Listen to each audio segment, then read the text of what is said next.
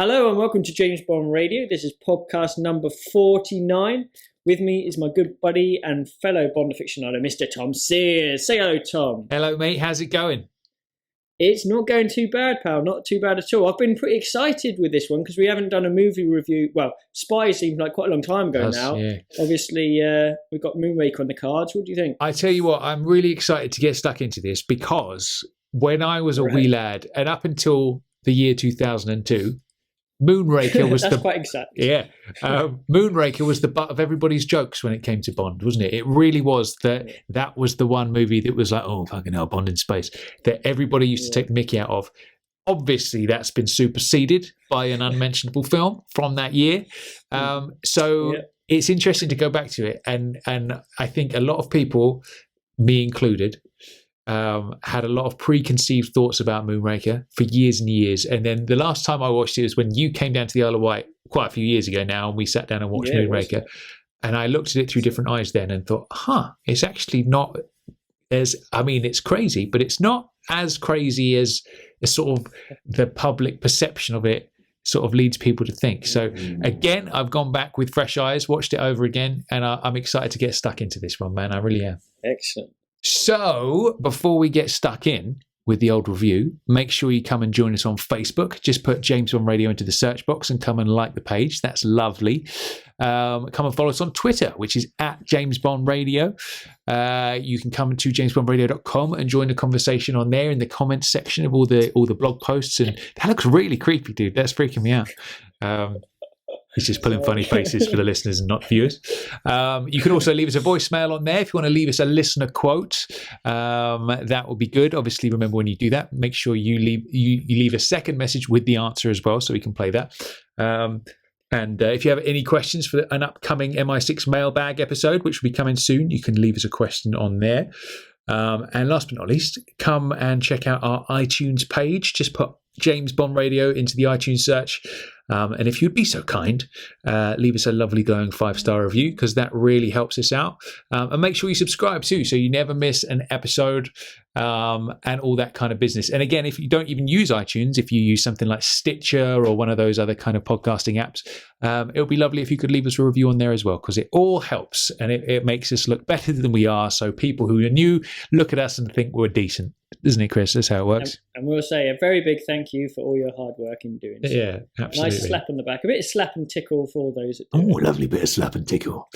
Good stuff. So, Moonraker time, just before we get stuck in then, bit of Bond trivia. Are you ready for it? Ooh, I think I am. And you know what? Who went first? I think I went first last time, so I think you should go first this time. My question of the day, Christopher Wright, is as follows. Yes. Okay, Mr. Thomas. What famous film score features in Moonraker that's not Moonraker? Maybe I'll rephrase that because that might be a little bit confusing. There is a famous film score that features in Moonraker, maybe a little snippet of it. And what is that film? Okay. Now, I think my question might possibly cover the same ground. but it doesn't have to, because there is an alternative answer. Okay, all right. So, my trivia question for the day is: the musical notes heard when Bond taps a keypad to enter Drax's laboratory in Venice originate from what film? Okay. So is that different to your one? No, it's exactly the same. Because your one, there's another answer to your one. Oh, is there? There's an alternative answer to your one. Okay, all right. Well, I'm going to learn something then, that's for sure, because I didn't know that. So it's all good. Okay. Well, that's the first time that's happened in a year and a half. Brilliant. Good stuff. That's amazing, isn't it? Okay, then. So, Moonraker, then. So, as we always do, the previewing thoughts of Moonraker. How did you feel about this movie before you watched it this time around? Okay, so like we mentioned just there, I hadn't seen it for must have been 3 or 4 years since we last saw it. Now, I always go back to when I was young. When I was young, I loved Moonraker. I had it above Spy in my Roger sort of fan club of Bond. I've never been one of those people to absolutely slate it. I've never been a total huge fan. You know, like I do know some people, and it's their favorite, like there is for every Bond film. But I've never, you know, I've heard a lot of people slate it, like we said, like a lot. And I can see why, because how fantastical it is and everything like that. But if they do that, they're overlooking a lot of good stuff. And yeah, so I knew there'd be stuff to look out for that would be good. I just hoped it would still be there upon watching it again. Yeah. So that was kind of my thing. Interesting. What about yourself? Yeah, well, for me, it was always like I said, Moonraker was the butt of a lot of people's jokes when it comes to Bond. Oh, Bond in space, laser battles, all that kind of stuff. Which, yeah, granted, that bit is where it goes a little bit mental. But other than that, I don't think it's kind of, well, that's actually getting into review territory itself, so I'll save that comment. But like in terms of when you actually do watch it, and the last time I saw it obviously was when you came down a few years ago, I was taken aback at how sort of, this is the wrong word to use, but how grounded most of the film is compared to that last sequence. Wow. And I feel like most of people's like outpourings of like ridicule come from the last part of the film. Do you know what I mean? Whereas the first kind of sort of 3/4 is actually pretty solid. That's what my initial thoughts were. So should we get cracking then? Should we do some Moonraker talk? I think so. Let's do it. Who are you? My name's Bond. James Bond. Bond. James. Bond, what do you think you're doing? Keeping the British hand up, sir. Welcome to James Bond Radio. News, reviews, and discussion of all things 007. Pussy. As you can see, I have no problem with female authority. Oh, pipe down, 007. Do you expect me to talk? No, Mr. Bond, I expect you to die.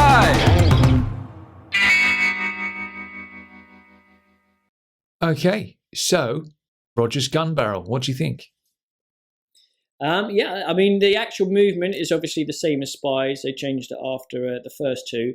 What I actually liked, the music, the gun barrel music, because I think this is a bit more in with, you know, there's quite a few that sound quite similar. Moonraker is one of that batch. But the Spy one, I do like the alternative ones. You know, your Diamonds, your For Your Eyes Only, your License to Kills, Live and Let Die is a good one as well.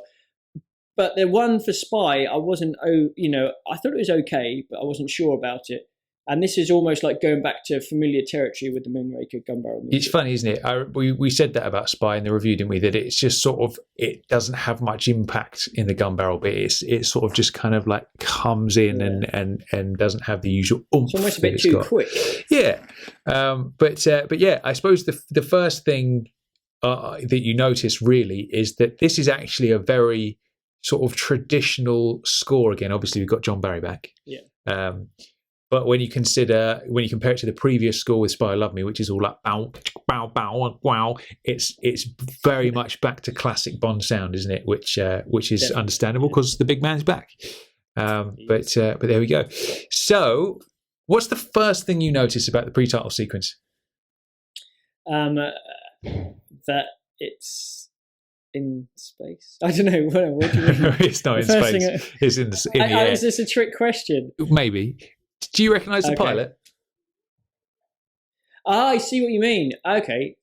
So there's three guys in there, isn't there? There's the American guy, the British RAF guy, and some guy at the back who didn't actually say anything, which was quite interesting. Now, go on then. So that English RAF dude, is he not the geezer that gets gunned down, the submarine kind of guy in Spy in the previous film? You know, he's like, leave it to me, sir, and he runs across the gantry and then he gets gunned down. You know what? I think he is. Yeah. It's that dude, isn't it? What was his name? Is it? What's his? I can't remember, but I just but but isn't that funny? Like that they used to do that so often. Like literally, the previous film, there he is in equally a smaller part again, just like showing up, doing his job. You know, he was in the Navy last time.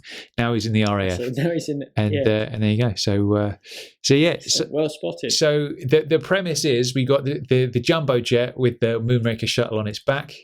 And then we have a little kind of sort of, I guess, Thunderball-esque kind of hijacking in the sky with a jumbo jet and a shuttle this time instead of the Vulcan bomber. So what do you think about that?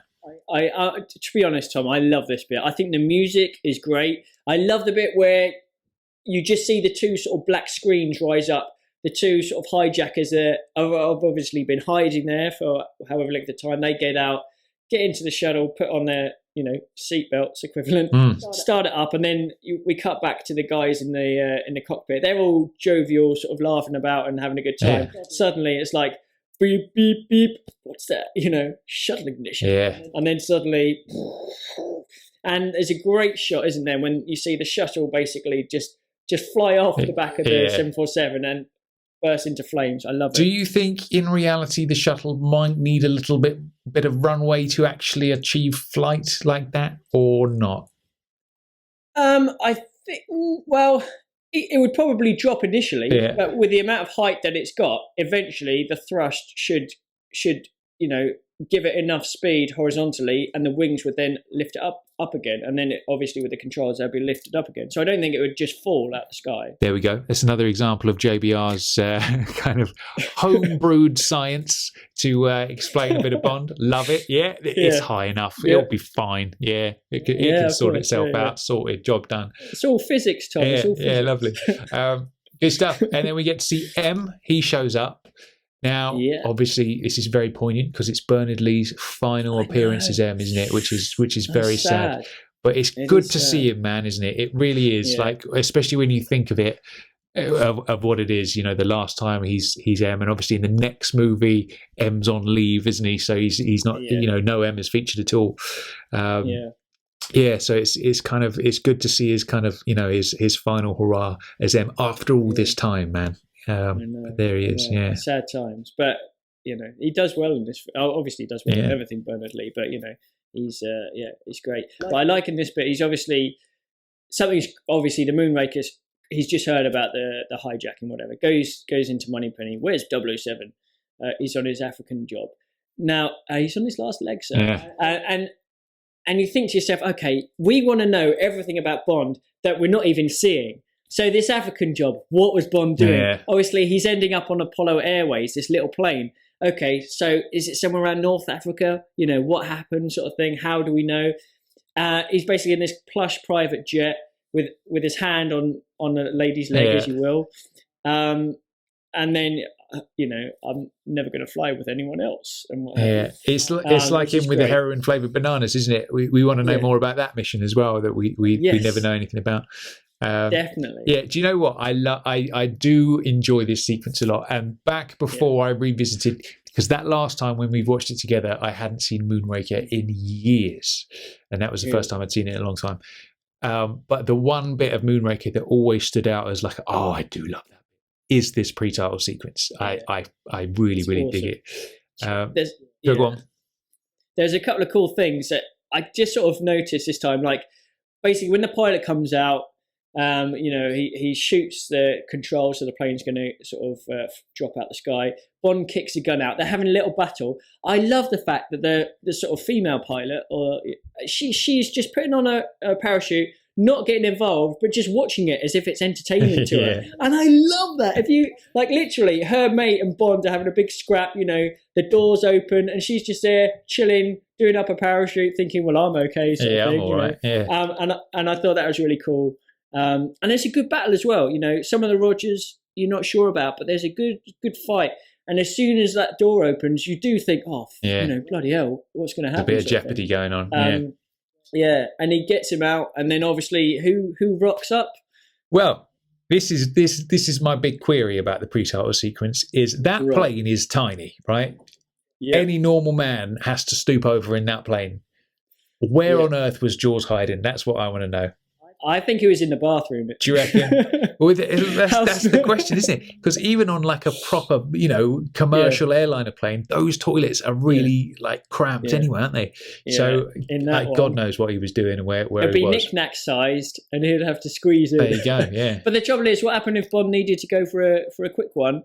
He'd open the door, and it'd be the same as Spy with the wardrobe in the train. He'd just be, except George would be sitting on the toilet, and that would give you a little bit of a shock, wouldn't it? Yeah, absolutely. Yeah, definitely. But yeah, so this little sequence, I think what we always like to see from Bond, isn't it, is we like to see him kind of like setting records in terms of stunts and stuff like that, and like leading the charge.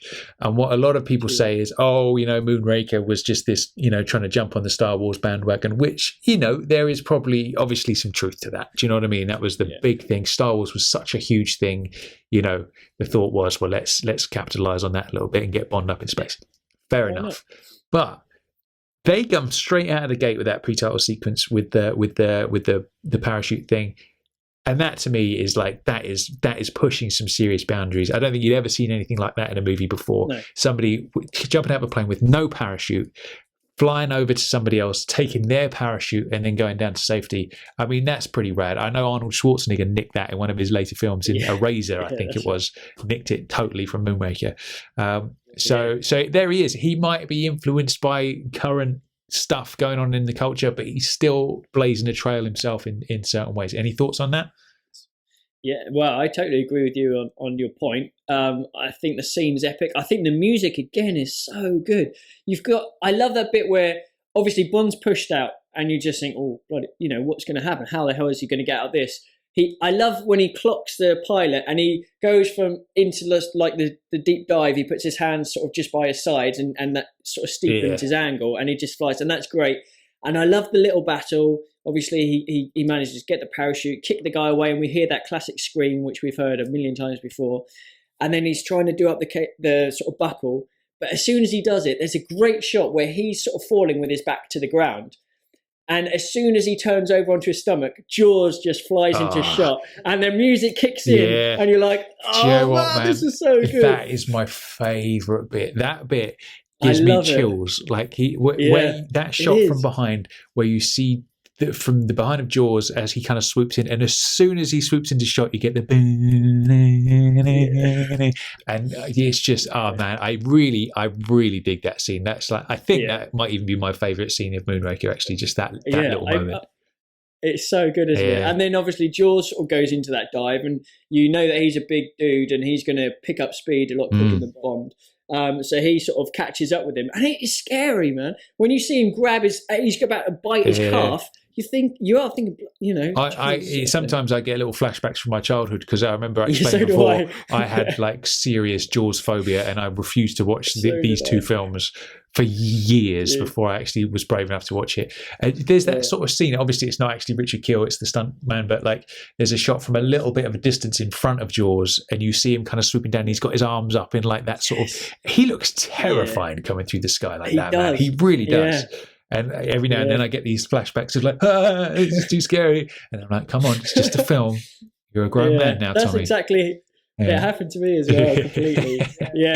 We'll come up to one later on in the film, which really shit. But this one was still a beauty. Yeah, absolutely. So, and then it kind of then changes, doesn't it? So obviously Bond pulls the cord, he manages to get away. Yeah. And then we've got the heavy comedic part. Obviously, Jaws goes, pulls the cord, tears it without the parachute. Yeah. And then we see him trying to fly with his arms and stuff like this. Yeah. Obviously, ends up in the circus on the crash tent. We see it sort of merge into the title scene. Yeah. So what were your sort of thoughts about that side of things? I do have some thoughts on this, actually. And I feel like... you remember when we reviewed Spy, and there's that scene where they're driving through the desert in the smashed up van, and then they play that sort of silly brass band music, don't they? Where it's like and all that, and it's like that is like a clear creative choice for the tone of the movie you're setting. Can you imagine, like, Daniel speeding past in his Aston and flipping it 7 times, and then it playing music like that? It just would not happen in a million years. So I feel like that, for me, obviously there's been some other moments like Kananga's inflatable death and all that sort of business, but for some reason that doesn't feel quite as sort of outright comedy as the rest of it. So like, for me, that scene in the desert with the van in the previous film was like the sort of moment where they decided that Roger's Bond was going to be that much more lighthearted than the others. Yeah. And there's a lot of that in this film as well. And this is the first glimpse of it. And it's kind of like, again, you get sort of crazy circus music, like silly music, Jaws flapping his arms, and it's just a bit like, But it's funny though how it changes so quickly from the sort of scare factor of him swooping in, like you said, that shot's amazing, grabbing his leg, to then obviously being a bit of a goofball with the arms and stuff. Sorry, what are you going to say? No, I think that is what it is, and it's for me looking at it now, I'm just like, that is a shame. But at the same time, again, like we always do, looking at it in the context of the times, that is definitely the tone of Roger's movies. You know, you've got the humor, and you've got this sort of that light-hearted vibe that defines Roger's kind of period as Bond. So for me, I would say the flapping arms is a bit much, but you know, I'm okay with it. Do you know what I mean? What do you think? Yeah. No, I agree. In fact, it's the sort of thing where it feels okay in this movie, doesn't it? It feels sort of a part of it. There's one thing about the pre-titles which is a bit of a shame, actually, which is that they recorded footage of Jaws coming out of the tent. So the tent had collapsed. He'd obviously been saved. And they recorded footage of him coming out, basically looking up at the Bond in the sky and glaring at him while he's fixing his tie or something like that. Now, there's a few stills of that which are still around somewhere. But so that would have been difference for the ending. So you would have just seen the tent collapse. Then you would have seen Jaws come out, stare up. And then maybe it would have been a shot of Bond in the sky. And then it would have gone straight to him holding the parachute rather than the silhouette coming down. I don't know which would you prefer. But the shot of Jaws looking up at Bond, you know, like he does when he gets out a spy and he dusts himself down off the train and stuff like that. I think that would have been quite cool. Yeah, absolutely. It's kind of like that's Jaws' thing, isn't it? You know, he'll crash a car into the roof of a building, walk out the door, brushing himself off. You know, the whole thing at the end of Spy when you just see him swimming off into the distance. Do you know what I mean? That's Jaws' thing. So it's a shame they didn't use that. That seems like a Jaws hook that they would use, but there we go. So I think for me, like I say, I think that's a great opening sequence. Great score to that part. Love it. Bond's back. He's coming in hard. I like it. Good stuff. Coming in hard. Yeah. So next up then, we've got the title sequence. Yeah. Shirley Bassey's third Bond song, third and final one. So let's talk about the song first. How do you feel about the Moonraker? So with this song, it's kind of different to a previous one. So it's kind of a bit lighter, a bit more dreamy. You know, obviously they're going for the whole sort of floaty feeling, aren't they, with sort of space and Moonraker and everything like that. It definitely, for me personally, it does lack the power punch of Goldfinger or Diamonds. You know, the burn, burn in Goldfinger, and Diamonds finishes on a sort of rocking high as well. So for me personally, it's my least favourite of the three Bassey songs. I think it's still good as a Bond thing, for sure. But it's definitely playing it a lot lighter and a lot sort of dreamier and stuff like that. Yeah, I think Goldfinger is banging. I think Diamonds Are Forever is rad. This one just isn't quite up to snuff with those two, I don't think. Again, I still enjoy it. I tell you what I really, really do like about it is there's something about, you know, we often talk about that, just that sort of imperceptible Bond sound that makes something sound Bondian and you don't know why. This song definitely has that. And like those string lines where it's like, I can't even sing it off the top of my head, but like the string lines in that song are amazing. And if you had an instrumental version of that tune, it would just sound fucking awesome. Yeah. But I think, I don't know, singing a song like Moonraker with the title of Moonraker, I suppose that makes it hard, doesn't it? Because it's like, what is a Moonraker? Goldfinger is such a bold title. Diamonds Are Forever is such a bold title that you can relate to. What is a Moonraker? Do you know what I mean? And it's sort of like... You might find out at the end of this podcast. Tom. Oh, I'm excited. I'm going to learn a lot today by the sounds of things. It's going to be good. Bond facts. Yeah. Keep your ears open. But yeah, it's like a decent effort. It's an all right effort. There are definitely better ones. There are definitely worse ones.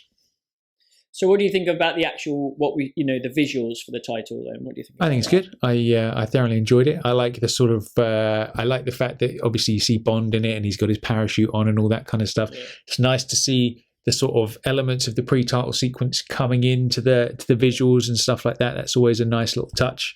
I like it. It's one of those that it's not my favorite. I feel like visually it's kind of, it's one of those that, it's good, but there are better ones, there are worse ones. It's kind of in that sort of realm for me. What do you think? Yeah. No, I agree as well. I think I mean, obviously, there's sort of a lot of smoke. There's a lot of girls flipping around moons, sitting on glitter balls. Yeah. There's a bit with a star. There's a sort of woman, almost like Superman, with blue and red lights flying past. And again, it doesn't quite have the artistry, I'd say, of Spy's title or On Her Majesty's title sequence. You look at those, and they are creative works of art. They are brilliant. Yeah. With this one, it's not bad by any means. And obviously it's following the Moonraker theme. But it does, again, a bit similar to the song, really. It maybe lacks a certain something which some of the other title sequences has. Like Live and Let Die is powerful. Yeah. You know, that On Her Majesty's is just so clever and so cool. Yeah. And this one is like, it's decent, but it's not quite as good as those. Yeah. But it's funny you mentioned about the parachute, because basically Bond finishes the pre-titles of Moonraker pretty much the same as Spy, isn't he? He's in a parachute in both, and that still of him with a parachute in Moonraker could pretty much have been him at the end of Spy's pre-titles. That's a good point. I didn't make that connection, actually. Yeah, he likes a parachute in this period of bondage. He really does. Very nice. Yeah. Coolio. So we kind of we cut to Bond walking into M's office, which I'm really holding out for Spectre. I hope that's what happens after the pre-title sequence. We just see those studded leather doors, man, and in he walks. Oh man, would I like that? How good would that be? Based on what I know in the trailer and what I've seen, I think that's what we're going to get. I think that's what I don't know, but a feeling in my waters tells me that's what we're going to get. You're whetting my appetite here. Oh, I'll tell you what, I'll wet something else in a minute, Chris. Tell you that. So there we go. We got the old crew, the usual crew. We got M, we got Q, and Frederick Gray, all hanging out in M's office. And we see Bond coming in to see Moneypenny. She obviously doesn't believe him. You know, where have you been, Bond? Why are you so late? Fell out of a plane without a parachute. And she doesn't believe him. But obviously they're all very concerned that the Moonraker shuttle's gone missing because it was being escorted by the RAF and all that kind of business. So this is the key scene where we find out what's going on. Now, interesting when we compare it to the book, because obviously this is significantly rewritten, and there are a couple of little bits in the film that were inspired by the book, or at least or like little takes on what happens in the book. And the M scene in the book is obviously M invites Bond in, and he's been playing bridge with Hugo Drax, and he thinks he's been cheating, and he wants Bond to kind of come with him and see if he can work out how he's doing it, because Hugo Drax is this huge rich dude, and he wants to know why somebody like that would treat your cards. So that's the M briefing, so to speak, in the Moonraker book. Yeah. In the Moonraker film, it's all space shuttles and all that kind of stuff, and international incidents. So that's kind of like an interesting little difference there. Yeah, for sure. And I found this scene quite interesting as well, because Q, he presses that little thing on the mirror goes down. We see this sort of footage of the crash. There's a fuselage from the plane, but no sign of Moonraker. They obviously think it's been hijacked, or at least that's what Bond's got to investigate. But the fact that the shuttle was on loan from the Americans to the Brits makes me wonder, well, what were the Brits going to do? Were the Brits going to have their own space shuttle launch? Were they just studying the shuttle so they could make their own space shuttle? It seemed like it's almost an off-the-cuff thing that you don't think about. But why would the Brits take a loan of a space shuttle? As far as I'm aware, we've never had a space program. No. So we haven't. What would the British government want with the shuttle? Good point. Yeah, interesting. Yeah. But so that was kind of cool. But yeah, so I think it's good. So then obviously they're all concerned. The Americans concerned because they've lost a shuttle. The Brits concerned because they were the ones that were sort of carrying it. Bond says they're made by sort of Drax Industries in California, and that's where they should go and start. And you think, great, okay, he's just about to go. He's about to walk out the door, but then he gets a little present, doesn't he? Absolutely, which is always very nice. We get Q giving Bond his little wrist-activated dart gun, which is a rad little thing. And obviously later on, that's what saves the day in more than one occasion. So this is a good one. Definitely. And Q mentions, isn't it? It's like the new standard equipment for the 00 section is the wrist dart gun. So I don't know I don't know why it didn't stick around for future movies, but there we go. It's standard equipment for that year, maybe, or for that maybe for 1979. That was what they were doing for that season. Yeah, very nice. Yeah. So what would you do if you had one? I don't know, because it's very dangerous, isn't it? Especially, you've got 5 armor tipped, 5 cyanide coated. So you have to be very careful with it, wouldn't you, in normal day-to-day life? I would say a good way of using that would be, you're driving along, some arsehole comes along and cuts you up in traffic, just take out one of his tyres, That would be my little Which maneuver one would with you use? I suppose the armor piercing for the tyres. Armor tips, maybe. I'd have to be very sparing with the cyanide coated because that's pretty lethal, isn't it? You know what I mean? He'd have to really piss me off in traffic to use those bad boys, I think. As in brake in front of you. Yeah, Yeah, for sure.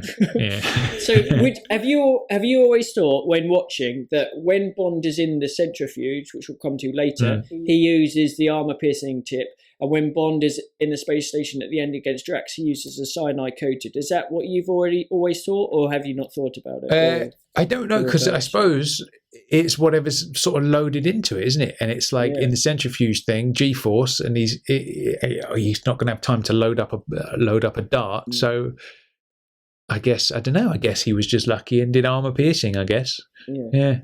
But there we go. In my head, that's the way round that he's had them for whatever reason. But, it's just one of those things. But there we are. Nice. Very novel. Let's get them in the stores for Christmas. Indeed, lovely. Then now this next little bit where we move to California. Bond doesn't go to the States all that often, does he? He goes there every now and then, but it's not like a staple Bond location.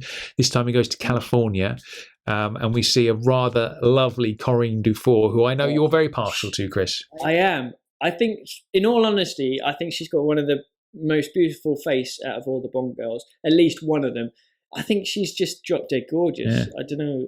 I think the French women come off really well in the Bond. There's very rarely an unfit French Bond girl, is there? You think about Domino, Electra King. There's Sophie, obviously Sophie Marceau. You've got loads. You've got Eva Green, Carole Bouquet. And Corinne Dufour in the film is right up there as well. Nice. Gorgeous. But anyway. Obviously revoiced by everyone's favourite revoicer on the Bond films, Nikki Van der Zyl. Nikki Van der Zyl. I think that was the last one she did. Last character for Bond she did. It was the last. Moonraker was her last movie, film. Wasn't it? Absolutely. Yeah. Good stuff. So I suppose when you see this little segment, she's kind of giving Bond the tour in the helicopter of the kind of Drax estate, and that is a pretty big estate, isn't it? Like that's huge. Yeah, it's amazing. So basically, Bond, gets in. Welcome to California. I like it already. I tell you what, man, he's got some rad lines in this film, man. I can't wait till he talks about each of them because I'm going to rock them out with my best Roger voice. He has got some amazing ones. So anyway, so basically, she gives him a tour, doesn't she? So they go over the Drax. They go over the Drax estate. They go over the Moonraker sort of. Complex sort of thing. Yeah. And then she takes him to Drax's sort of palatial residence. And this, what I love about Moonraker is the fact is that you could see how rich Hugo Drax is. Yeah. You see that he owns, like she said, what he doesn't own, he doesn't want. Why didn't he buy the Eiffel Tower as well? He did, but the French government refused him an export permit, sort of thing. Now, this guy, for me, in my personal opinion, I'd say he is probably the richest guy that Bond has ever faced. Certainly the richest individual. Yeah. Obviously, you've got Spectre as an organisation. They're going to be loaded, billions of pounds behind them. Yeah. But for a single individual, the fact that he's built this space station, he's got this palace moved brick by brick from France. He's got, all these shuttle hideouts around the world. This guy is the richest guy that Bond has ever faced. And for me, that's an added extra thing for his character. I suppose if you ask that question, you would immediately go to Goldfinger, wouldn't you? Yeah. But when you look at what Goldfinger has, I feel like, you see the stud ranch and all that kind of stuff in his factory and all that kind of stuff. None of that really comes close to the sheer scale of what Drax has got going on. So, I think you're probably right. Like his huge mansion that you see from the distance, I mean, the grounds of that alone is just mental. Yeah. So I think you might be right. And of course, like in the backstory in like the Fleming book, he was like it was like the whole Gustav Graves thing, wasn't it? He just kind of shows up out of nowhere, nobody really knows who he is, and then makes himself a fortune and just becomes this sort of national treasure type guy. So we never really get too much into Drax's history, do we, in the film? It's just not really mentioned at all. So it'll be interesting. It's quite good. Yeah. So cool. it'll be fun to know how he made all that money. That's for sure. But there we go. Yeah. So it's kind of cool. You get that thing of that sort of unspoken air of power before you even meet the dude. It's just like, whoa, this is what he's got. So like, he must be a big deal. Yeah, and even Bond is like shocked by what's going on. And it's quite cool then when they sweep in over the palace and they see all the astronaut trainees doing their sort of yoga or stretching or whatever it is. Yeah. I think that's quite cool. Obviously leads up to it. And then they get out the helicopter and go inside and met by Cavendish the butler. Absolutely. Who shows him into the drawing room. Yeah. So what do you think of the scene when we see Drax for the first time? I like it. There he is sitting at the grand piano playing, some classical piece of music. Chopin. Surrounded by beautiful lovelies, which is always very nice. It's nice. I like to see like something like that, a Bond villain sitting there playing classical music at the piano. Feels right, doesn't it? Do you know what I mean? Yeah. It just looks good, I think. And it would have been nice to see him sort of, I suppose it's just a little hint, isn't it? I was going to say it would be nice to see him doing more of that later. So it kind of like reinforces that a bit, but maybe it's just like a throwaway thing just to sort of round out his character a little bit, Well, I've got two potential differing opinions about this. All right, okay. So my first one is that I love the fact that, like we said, he's the richest guy probably that Bond's ever faced. He's obviously must be a hugely busy man because he's got all this stuff going on with the space shuttles and what have you. But yet he still finds time to entertain Countess Lubinsky, Lady Victoria Devon or whoever it is. And he's sort of talented. He's still got his hobby outside of all this space shuttle thing, which is obviously playing classical music, the grand piano, what have you. And he's doing that. And I think that is an extra character beat, which is brilliant. Like for me, Stromberg in comparison didn't have anything quite like that. He was a bit more two-dimensional compared to Hugo Drax, and I like the stuff like this. But my conflicting potential opinion about this is, now, was Hugo Drax playing that piano for real, or was the piano pre-recorded to play and he was pretending to play just to impress his lady guests? That is an interesting question. I think because you do see those pianos. Have you ever seen those grand pianos that you program them to play a piece and the keys actually do move and all that kind of stuff? They do exist. And do you know what? If that is true, then that would be a proper little nod to the Fleming Hugo Drax character, wasn't it? Because he was he cheated at cards. He was cheating playing bridge at Blades with them. So maybe that is a little nod. It can be one or two things. That's a very clever little nod that you don't notice unless you really look at his fingers, or just some dodgy timekeeping from Michael Lonsdale. Yeah. Well, either way, he's either this super rich, talented guy and he can play classical music, which is great, or his little bit of cheatingness is coming out, pretending to play just to impress. They're sitting there thinking he's amazing, and it's just a slight little thing that he's doing. I think either way is great, but it'll be interesting that there are potential different ways of looking at it. Yeah, absolutely. Yeah, good point. Yeah. I didn't actually think about that when I watched it, so good work. Now, one of the things that's always funny, and I think this is probably this happens most in Roger's time as Bond, is the fact that everybody knows who James Bond is. Do you know what I mean? And you have that little bit where, Bond walks in and Drax says that his reputation precedes him and he's honoured that they've sent Bond and all that kind of stuff.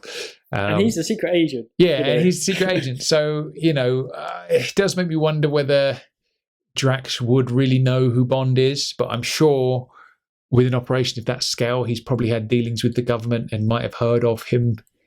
Yeah. He plays bridge with Frederick Gray. That's true. Frederick Gray might have mentioned, obviously it wouldn't be a very good Minister of Defence talking about his secret agents if he did, but you never know. Or perhaps Drax is purposely friends with him so he can cover his back by knowing about British intelligence and then sends in his own people to try and uncover stuff. So I think perhaps that's got more scope behind it than perhaps, say, Scaramouche, high fat in Man with the Golden Gun, who's just a businessman. So I think there is a bit more scope for that with Hugo Drax, which is cool. There is a couple of other bits which I absolutely love in this scene. Again, these are quite cool character things. the fact he's got these two dogs, Beauceron dogs they are, and he's serving them steak tartare. So we're talking like, 5-star gourmet steaks for his dogs. And they're these vicious, they are hunting dogs. But yet he's chucking them in front. And, the loyalty and the obedience that these dogs have. And Justin Trudeau's, and then obviously they eat it. I think that's brilliant. Yeah, I love that. I thought that was a really nice touch, actually. That's another little unspoken display of his power and control over his surroundings. Yeah, I do like that a lot. I think that's a lovely scene. Like in the sense that when you look back to villains like Largo, Stromberg, and all that, the ones they have pet sharks. They've got a deadly pet of some description, and like the hounds of Drax is his version of that. I think. I think and that obviously sets it up for the scene later with Corin. But like, it's cool to see that like when we're in this stage of the interplay where Bond first meets the villain and they're just sort of sizing each other up. You've got like they did right back with Dr. No at the beginning, where they just build up that dude's status and power as a villain, and you get the same with Drax here, and that's a perfect way to do it. That's just that he could have just put the steak tartare down and the dogs could have eaten it, but no, it was like he's going to show how much he controls, and I think that's great. Yeah, I think it's fantastic, and he's also got a couple of great lines in this scene as well. There's a bit which I think is fantastic, where basically. There's one where I love the fact, obviously he's French, and I don't think he's overly keen on the Brits for some reason. He sort of makes a couple of references to it in the film. But I love the fact that he thinks that sort of Britain's one indisputable contribution to Western civilization is afternoon tea. I mean, it's... that's all we've ever done. We haven't done anything else in the world, so that's all we've given. To be honest, Chris, I actually totally agree with him, man. I'm a big fan of afternoon tea myself, so I'm on board with Drax on that one. Definitely, yeah. Does that come with like jam and cream scones? Or it would be if I was feeling saucy, but usually just a normal cup of tea. I think maybe a couple of biscuits. That'll just round things out nicely. What about a cucumber sandwich? Do you know what? It's funny you say that, because we got just to segue a little bit, we did get an email about the cucumber sandwich, which I should just actually quickly read it out to you now, because we've reached that point. We got an email that's from Anthony. He didn't leave his last name. And does it say where he's from? It doesn't. But the subject line of the email was Bond and the cucumber sandwich. What the fuck? With several question marks. And it says, Hey guys, my name is Anthony and I'm a huge Bond fan. Currently, I'm writing this in a hungover state. However, this really is on my mind. This is a guy who's got some serious issues he wants to get off his chest. A girl I know who coincidentally looks like Mariam Darbo and is also a Bond fan. We went out on the Razzle last night. We ended up back at my place, a bit worse for wear, and started watching Moonraker. It occurred to me that Hugo Drax says possibly the silliest thing ever to Bond as he offers him a cucumber sandwich. I mean, come on. Firstly, have you ever had any desire to eat a cucumber sandwich? I haven't. Normally, people go for ham and cheese or something. It also raises the question of buying a cucumber, which has its own sexual innuendo.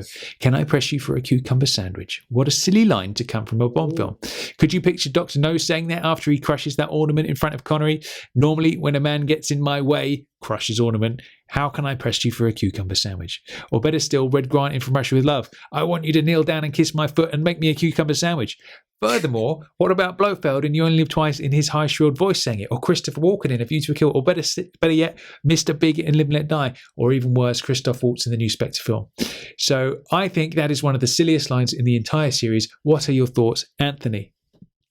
That's a lot of passion, isn't it, about the cucumber sandwich? That is a lot of passion. Yeah. I think he was definitely hungover that morning. Sounds like a good night, though. Go out with a Marion Diablo lookalike and then come back and watch a Bond film. Yeah, I'd be down for that, definitely. Night. Yeah, too right.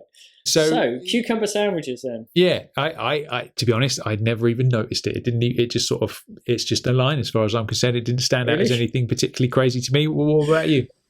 Well, I've certainly had a cucumber sandwich, and that is completely 100% down to Moonraker. I never thought of having it any other time in my life, but I remember having it. I think I remember asking my mum to make me a cucumber sandwich when I was young, and she's like, "What?" I'm like, "Yeah, but it's in Bond." Now, I'm partial to if I'm having like ham and maybe tomato and cucumber, or like you said, ham and cheese and cucumber, but just a cucumber alone. I mean, I've only ever had it once, and that was purely because of Moonraker. but in a way, I know he's saying it's silly, but in a way, again, maybe this is like Drax's, this is his opinion again of the Brits, and this is what they eat, and he's so sort of not bothered by them that this is in his mind. This is, they still wear bowler hats and they eat cucumber sandwiches. Yeah. You have one. Maybe he's almost doing it as a piss take for Bond. You never know. Maybe I don't know. But I think it's fine. I like it. I like the line. Yeah. I think it's good. Although I never thought of it in a sexual content. I never thought of can I press you to a cucumber sandwich? Those two sandwiching each other on a cucumber. I mean, where's that coming from? Yeah, to be honest, I am a filthy-minded man, and that's never entered my brain either, weirdly. But there we go. Now, I think the kind of close of this scene has what I would rank as one of the greatest Bond villain lines out of them all. It's got to be top 10, at least top 10, if maybe even top 5. I don't know. And that line is, "Look after Mr. Bond. See that some harm comes to him." Brilliant. Isn't that a cool line? Yeah. It's so good because the way it's delivered is perfect. Look after Mr. Bond. They've just had a pleasant conversation, even though Bond knows he's a bit dodgy and Drax knows Bond is a bit dodgy. As an audience, we don't quite know Drax's level of, he's just offered him a cucumber sandwich, for instance. But when he says, "Look after Mr. Bond," you think, oh, he's not too bad. And then nice little pause, follows it up with "see that some harm comes to him." And you're like, fuck yeah, this is good. And then sort of Chow moves over closer to him and you know that he's going to do some dirty on Bond. And I love that bit. I think it's great. I definitely would put it in one of the best lines. And we keep referring back to Spy, but when we were looking at Stromberg and we're saying, why wasn't he sort of elevated as a villain? And he didn't have that one-liner. Quite a few of them have these one-liners. Goldfinger's the most famous, obviously. But Hugo Drax's line is fantastic. Definitely up there. Yeah, definitely. That's a classic moment for sure. Yeah. So next up, Corin takes Bond to meet Dr. Goodhead. Now this, oh my God, I love this sequence because it's so awful. And I don't mean in terms of the film being awful or anything like that. Yeah. It's how Bond is so sexist and awful to Dr. Goodhead. I think it's brilliant. So he walks in, clears his throat. "I'm looking for Dr. Goodhead." And she says, "You just found her." And his first response is, "A woman?" And just the whole way he treats her as if she's a child almost. It's fucking brilliant. I love it. "Your powers of observation do you credit, Mr. Bond?" Yeah, absolutely. But that whole interaction, the way she's kind of showing him around, and he's like finishing all her sentences for her to show that he already knows what she's talking about, and like he knows better and all that kind of stuff. I love the whole interaction. I think it's brilliant. And she must have hated him when she first met him. It's such a pompous git. He was, wasn't he? Yeah. Like, it is funny though because you see Bond, and normally he does stuff. And you're not sure, you've got to love him because he's Bond. Yeah. But with Roger, he really pushes about out in terms of the sexism and in terms of like you were saying, just being a bastard, basically. And you just got to love it and laugh with There's that line as well. He's like, "So are you training to be an astronaut?" And she's like, "I'm a fully trained astronaut." Do you know what I mean? He's just ripping the piss out of her the whole time. Yeah, and he's just got that smarmy face on the whole time. I think it's brilliant. I love the whole thing. Good. Which actually, just to segue a little bit from this scene, something that is of note that I noticed as I was watching it is Roger Moore would have been 52 when this movie was made. Yeah. And obviously there's a lot of kind of stuff mentioned about A View to a Kill, way too old, he should have given up before that and all that kind of stuff. Do you think Roger looks 52 in this movie? I don't think he looks too old, no. No. For sure. There's a scene, in fact, later, which we're coming to very shortly, but there's a scene where he's kind of dressed all in black. He's got black trousers, black shirt. He looks smart as. He looks like in Spy he wore all black, didn't he, when he was with Anya in the hotel? Yeah. And he looks great dressed like that, Roger.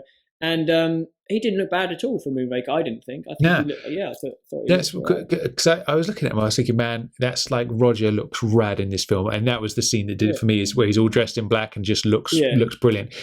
So it did make me wonder, like, so I thought, okay, so it's obviously View to a Kill was like 6 years on for this.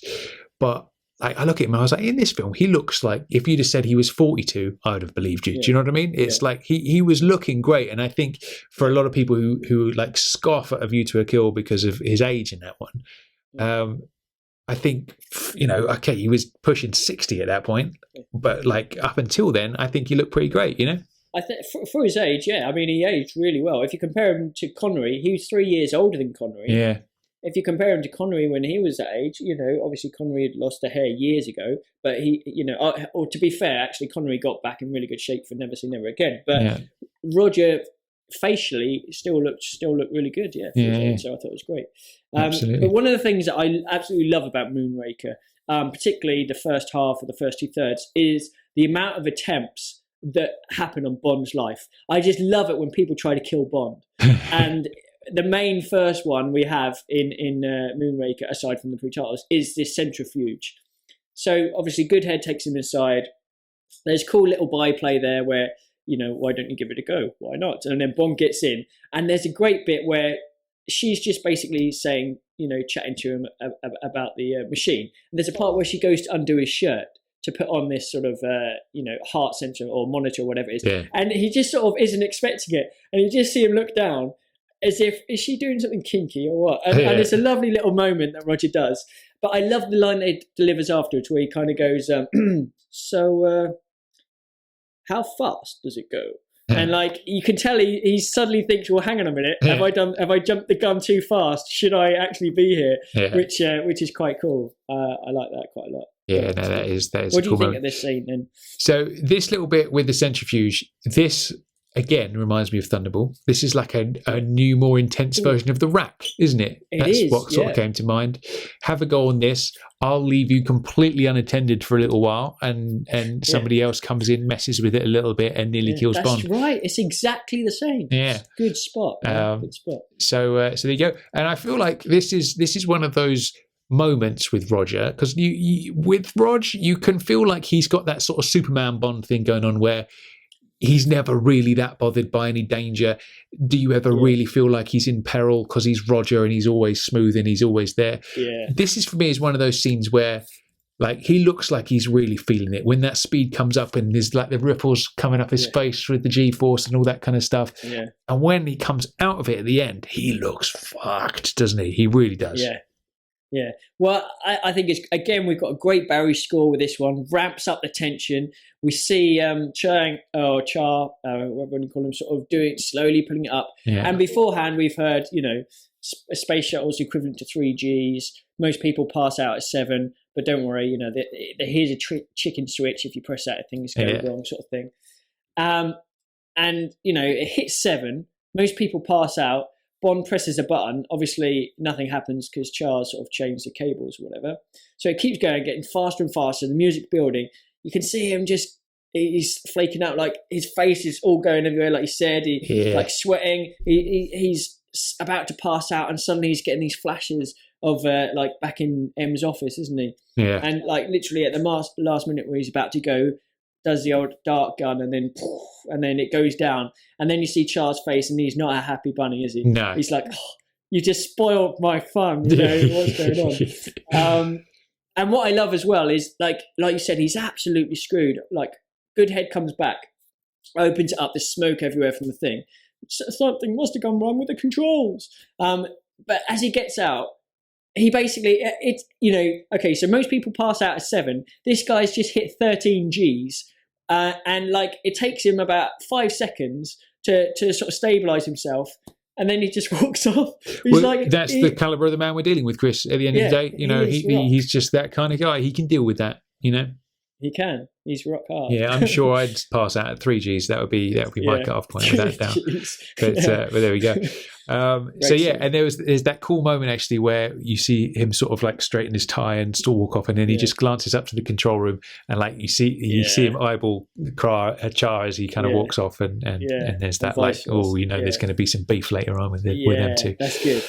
Great bit. So next up, Bond goes to visit Corin. And there's this little interplay between them that I really enjoy.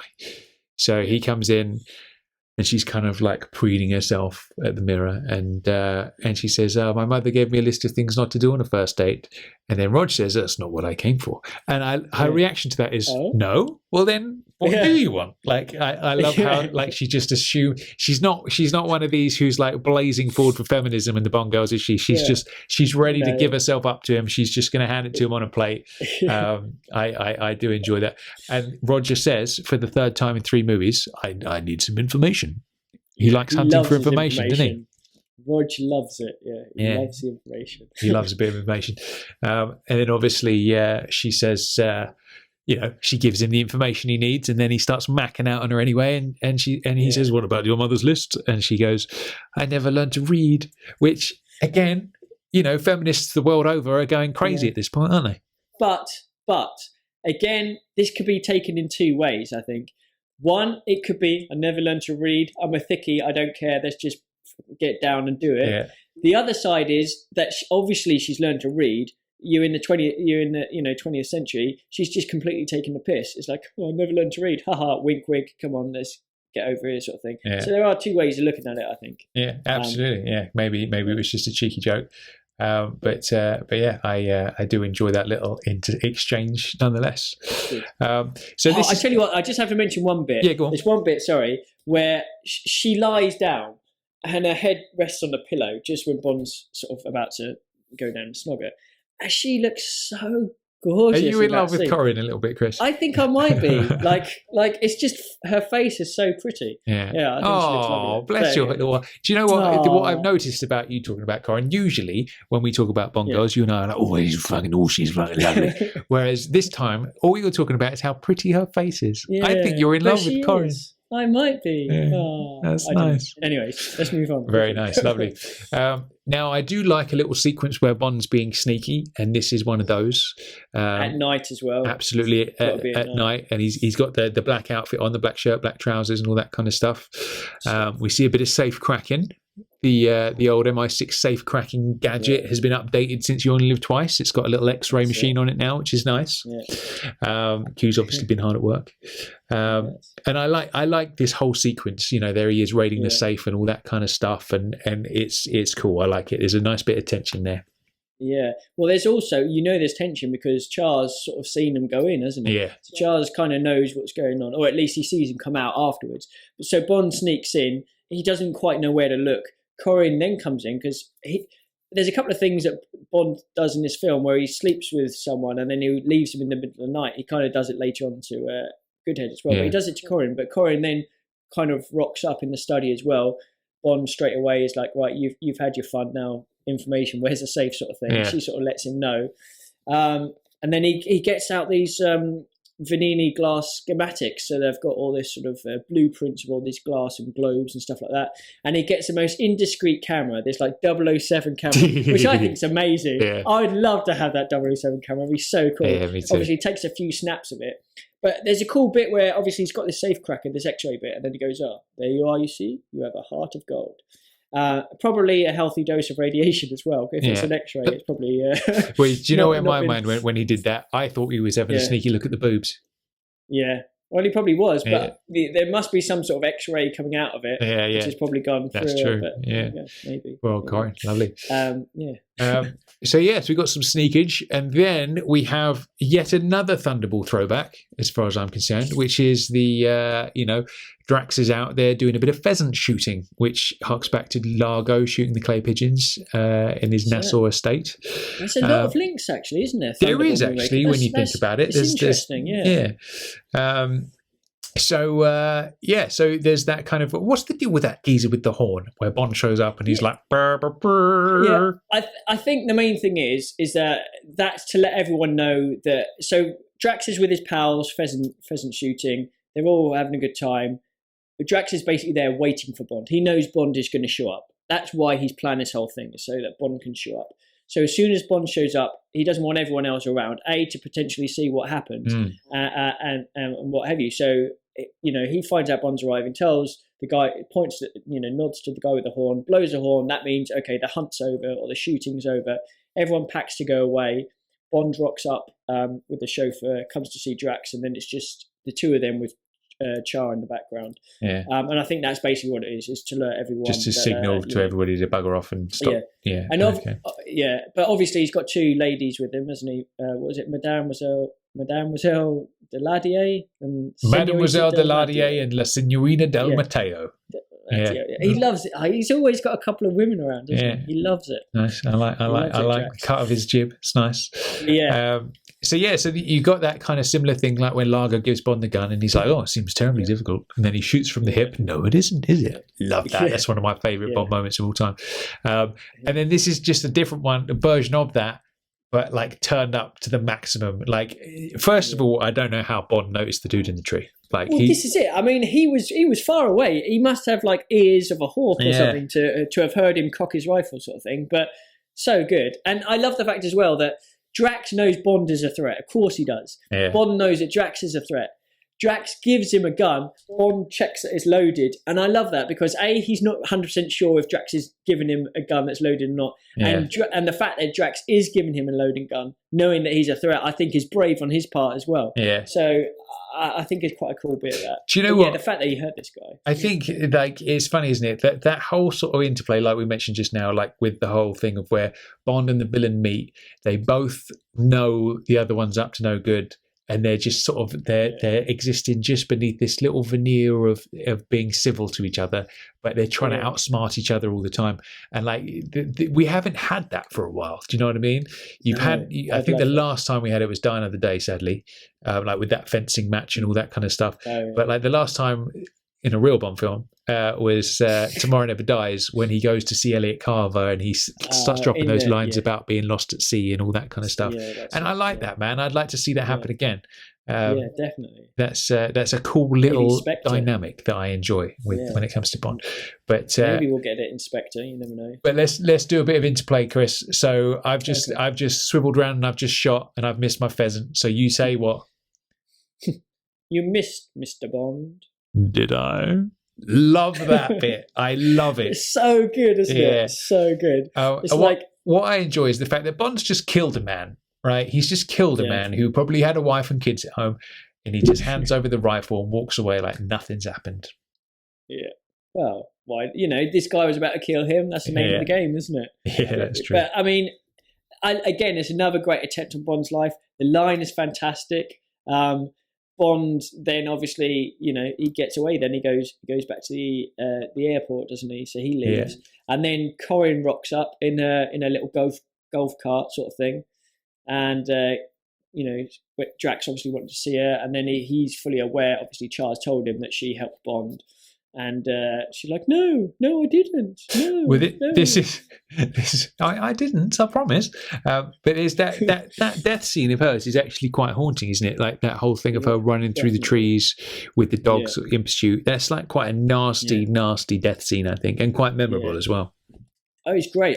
Well, it alludes back to when Bond first met Drax. Obviously, we mentioned the dogs. Eating meat, that's another little thing, isn't it? Eating meat, eating sort of flesh, human sort of thing. So there's another little bit there. But if you look, obviously, as soon as Corin knows what's about to happen, she starts to leg it, almost trips over, gets into the forest. As soon as the dogs are released, you watch Drax's face as the camera moves in on him, and it's full of like, this is payback sort of thing. He is proper.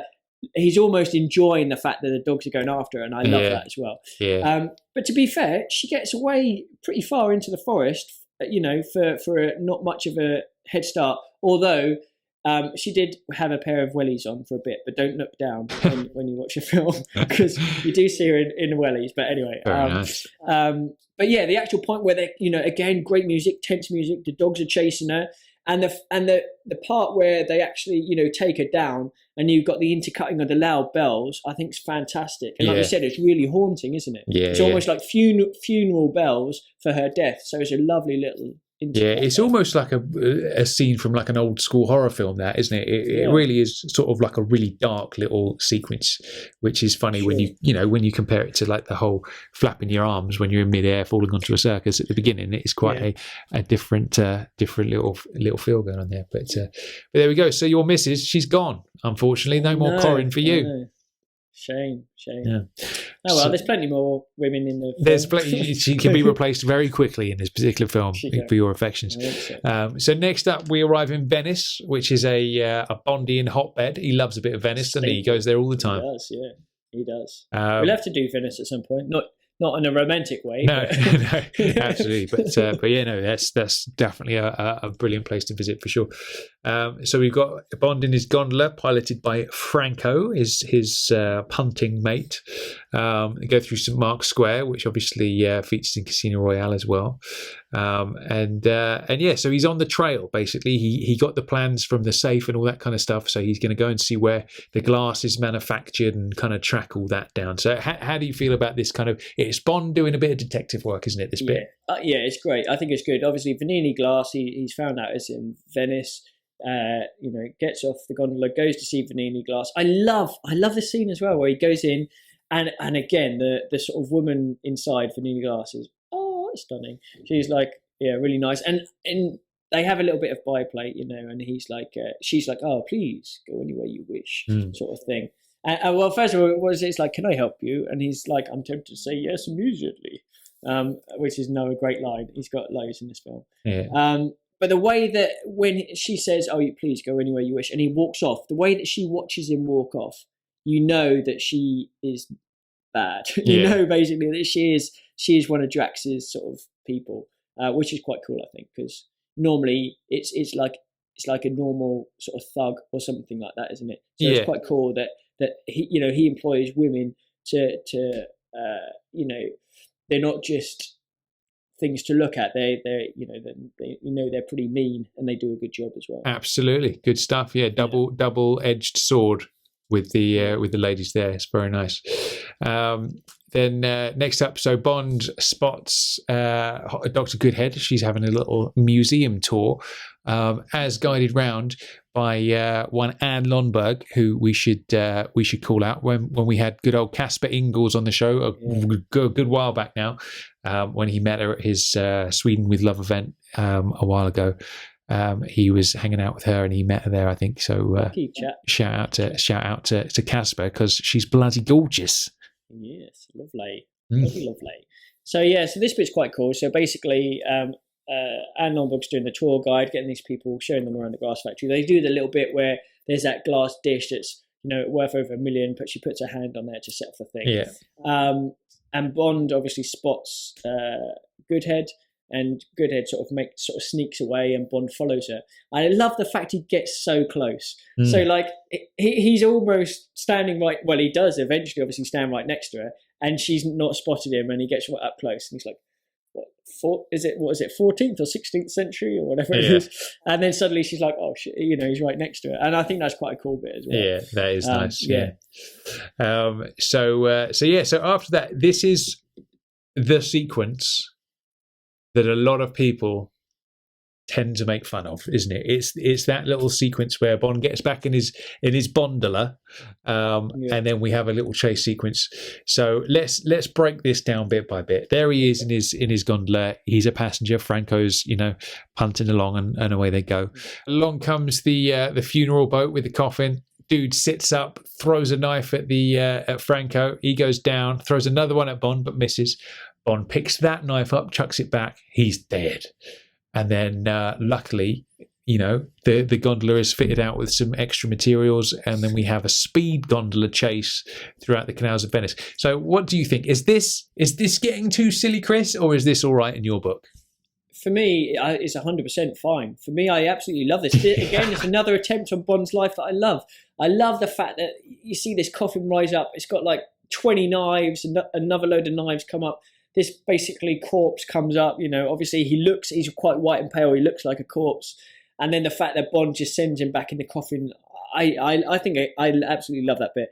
I think gondola turning into a speedboat, okay, it might be a bit tricky to drive, but I think that's more than acceptable. They have the chase, the gondola, the sort of chasing speedboat cuts through the sort of lover's gondola, doesn't it? So it splits in half, and they're, smooching away, and then the punter sort of sinks down.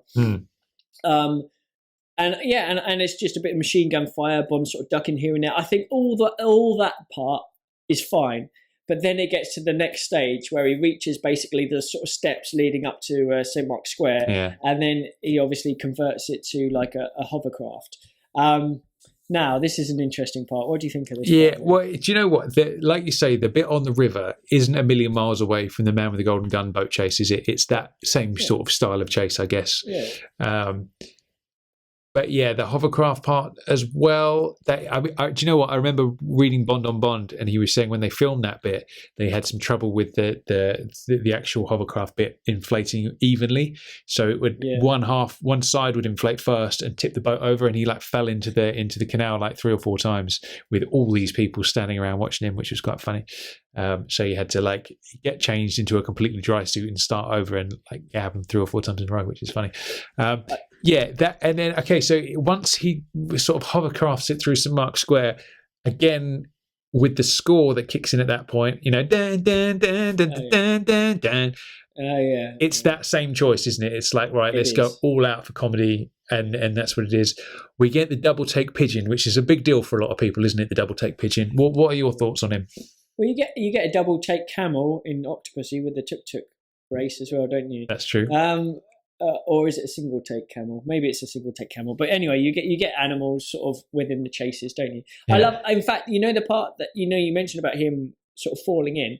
I think it fell in 4 times, and they only had 5 suits, so they literally had to get it on the next shot. Otherwise, they wouldn't have been able to get it. Yeah. And luckily, obviously, they managed to do it on the last suit. So that was very quite nice. Cool. Good knowledge, Chris. Yeah. Oh well. Yeah. But on St. Mark's Square, yeah. So this is a bit where it is a bit tough. I mean, you've got Victor Torjansky. He turns up again. You know, the drinking the bottle of wine, and he sort of does a double. You know, looks at the wine again. You've got, like you meant, you've got a dog that's watching them. You've got these pigeons. You've got everyone sort of looking around, and it is a bit mad, and it is a bit crazy, and it is a bit, would it really happen? But I'm not as bad about it as some people. I think if you're watching Moonraker, you're not watching it for, gritty, dark threat. You're watching it because you want fantastic escapism, and maybe a bit of ludicrous fun, a bit of silliness here and there, and that's what you get with Moonraker, and that delivered. Yeah, it's like I often say when the whole barrel roll jump from Man with the Golden Gun comes up in conversation. 9 times out of 10, if you're on a forum these days, somebody will pipe up and go, "Oh yeah, but the slide whistle," and it's like, well, yeah, all right, that was a bad choice, and even John Barry himself said that. Yeah. But let's not forget that is an absolute world-class, probably the greatest car stunt that's ever been committed to film, and. Sadly, with this one, we don't really have that to compare it to because it's just, I was going to say, where are you going with this? On a gondola throughout the square. But again, it's one of those things, isn't it? It's like, you just got to take it for what it is and not get hung up on silly things like that. I think probably what most people struggle is the actual delivery of the double take pigeon is so obviously the film being like, do you know what I mean? Yeah. That it's, people probably think it's sillier than it should have been, I guess. Yeah. I would say, let's look at it another way then. What happens once does Bond just keep going around in circles? Does he go off one of the really narrow alleyways? Would the gondola fit there? Does he just park the gondola, at the edge of the square and then sort of run off? Or what happens? Point. I always imagine he wouldn't be able to travel for far. He would go down a little alleyway back into the water. Hovercraft would go back in, and then he would just blend in. I like that. Yeah. That's what I like. That's what I'm going to think every time I watch it now. Yeah. He just cruises down a tight little alleyway. One person sort of is in the way but moves out, gets back in the river, and then goes off. And then, conversely to that, you've got the sort of assailants in the other speedboat, and as they drive off, one of them falls in, and then his mate sort of just leaves him in the water, doesn't he? Absolutely, he does, yeah. Yeah, pretty bad. That was one of our listener quotes as well, wasn't it? Where he's like, you stupido. And he falls in. Do you remember that one? Oh, yes. Yeah. Oh, yeah, of course. That was that moment, yeah. So, next up then, we have Bond investigating Drax's lab at night time. Yeah. Now, we like a sneaky Bond, don't we? There's some more nighttime sneakiness, which is lovely. Now, something I've noticed with this one, in the score, have you noticed how John Barry recycles a bit of Majesties in this? Oh, no, please let me, inform me. Basically there he is having a little snoop about, and you get that line that goes, da-na-na-na-na. Oh, yeah. Do you know that? Ooh. And that's exactly the same as in On Her Majesty's, where he's in Blofeld's lair snooping about with his camera. Oh, wow, that's amazing. That as soon as you just sort of, just did that. That definitely twigged a bell. That's so good, actually. I didn't think about that. So there we go. So brilliant. On Her Majesty's quoted in Moonraker. Yeah. So I don't know whether John Barry just forgot he did that or whether he meant to do it. I don't know. Interesting. No, I'm sure he probably. Again, it's sort of laboratory, so it's the same setting, isn't it? Yeah. With a Blofeld laboratory. I do like the bit just before where he gets off the hovercraft and tosses his hat onto the gondola, which is quite cool. Get another little hat toss in there for Bond, which is good, isn't it? That is but no, nice. this lab scene's great. So basically he sneaks in, sees this lab worker coming, hides behind the door, watches him. We won't go into too much detail because it's a question, isn't it? But watches him sort of tap in a sort of a door code sort of thing. And then he enters, Bond copies him, goes in, and suddenly he sees this lab.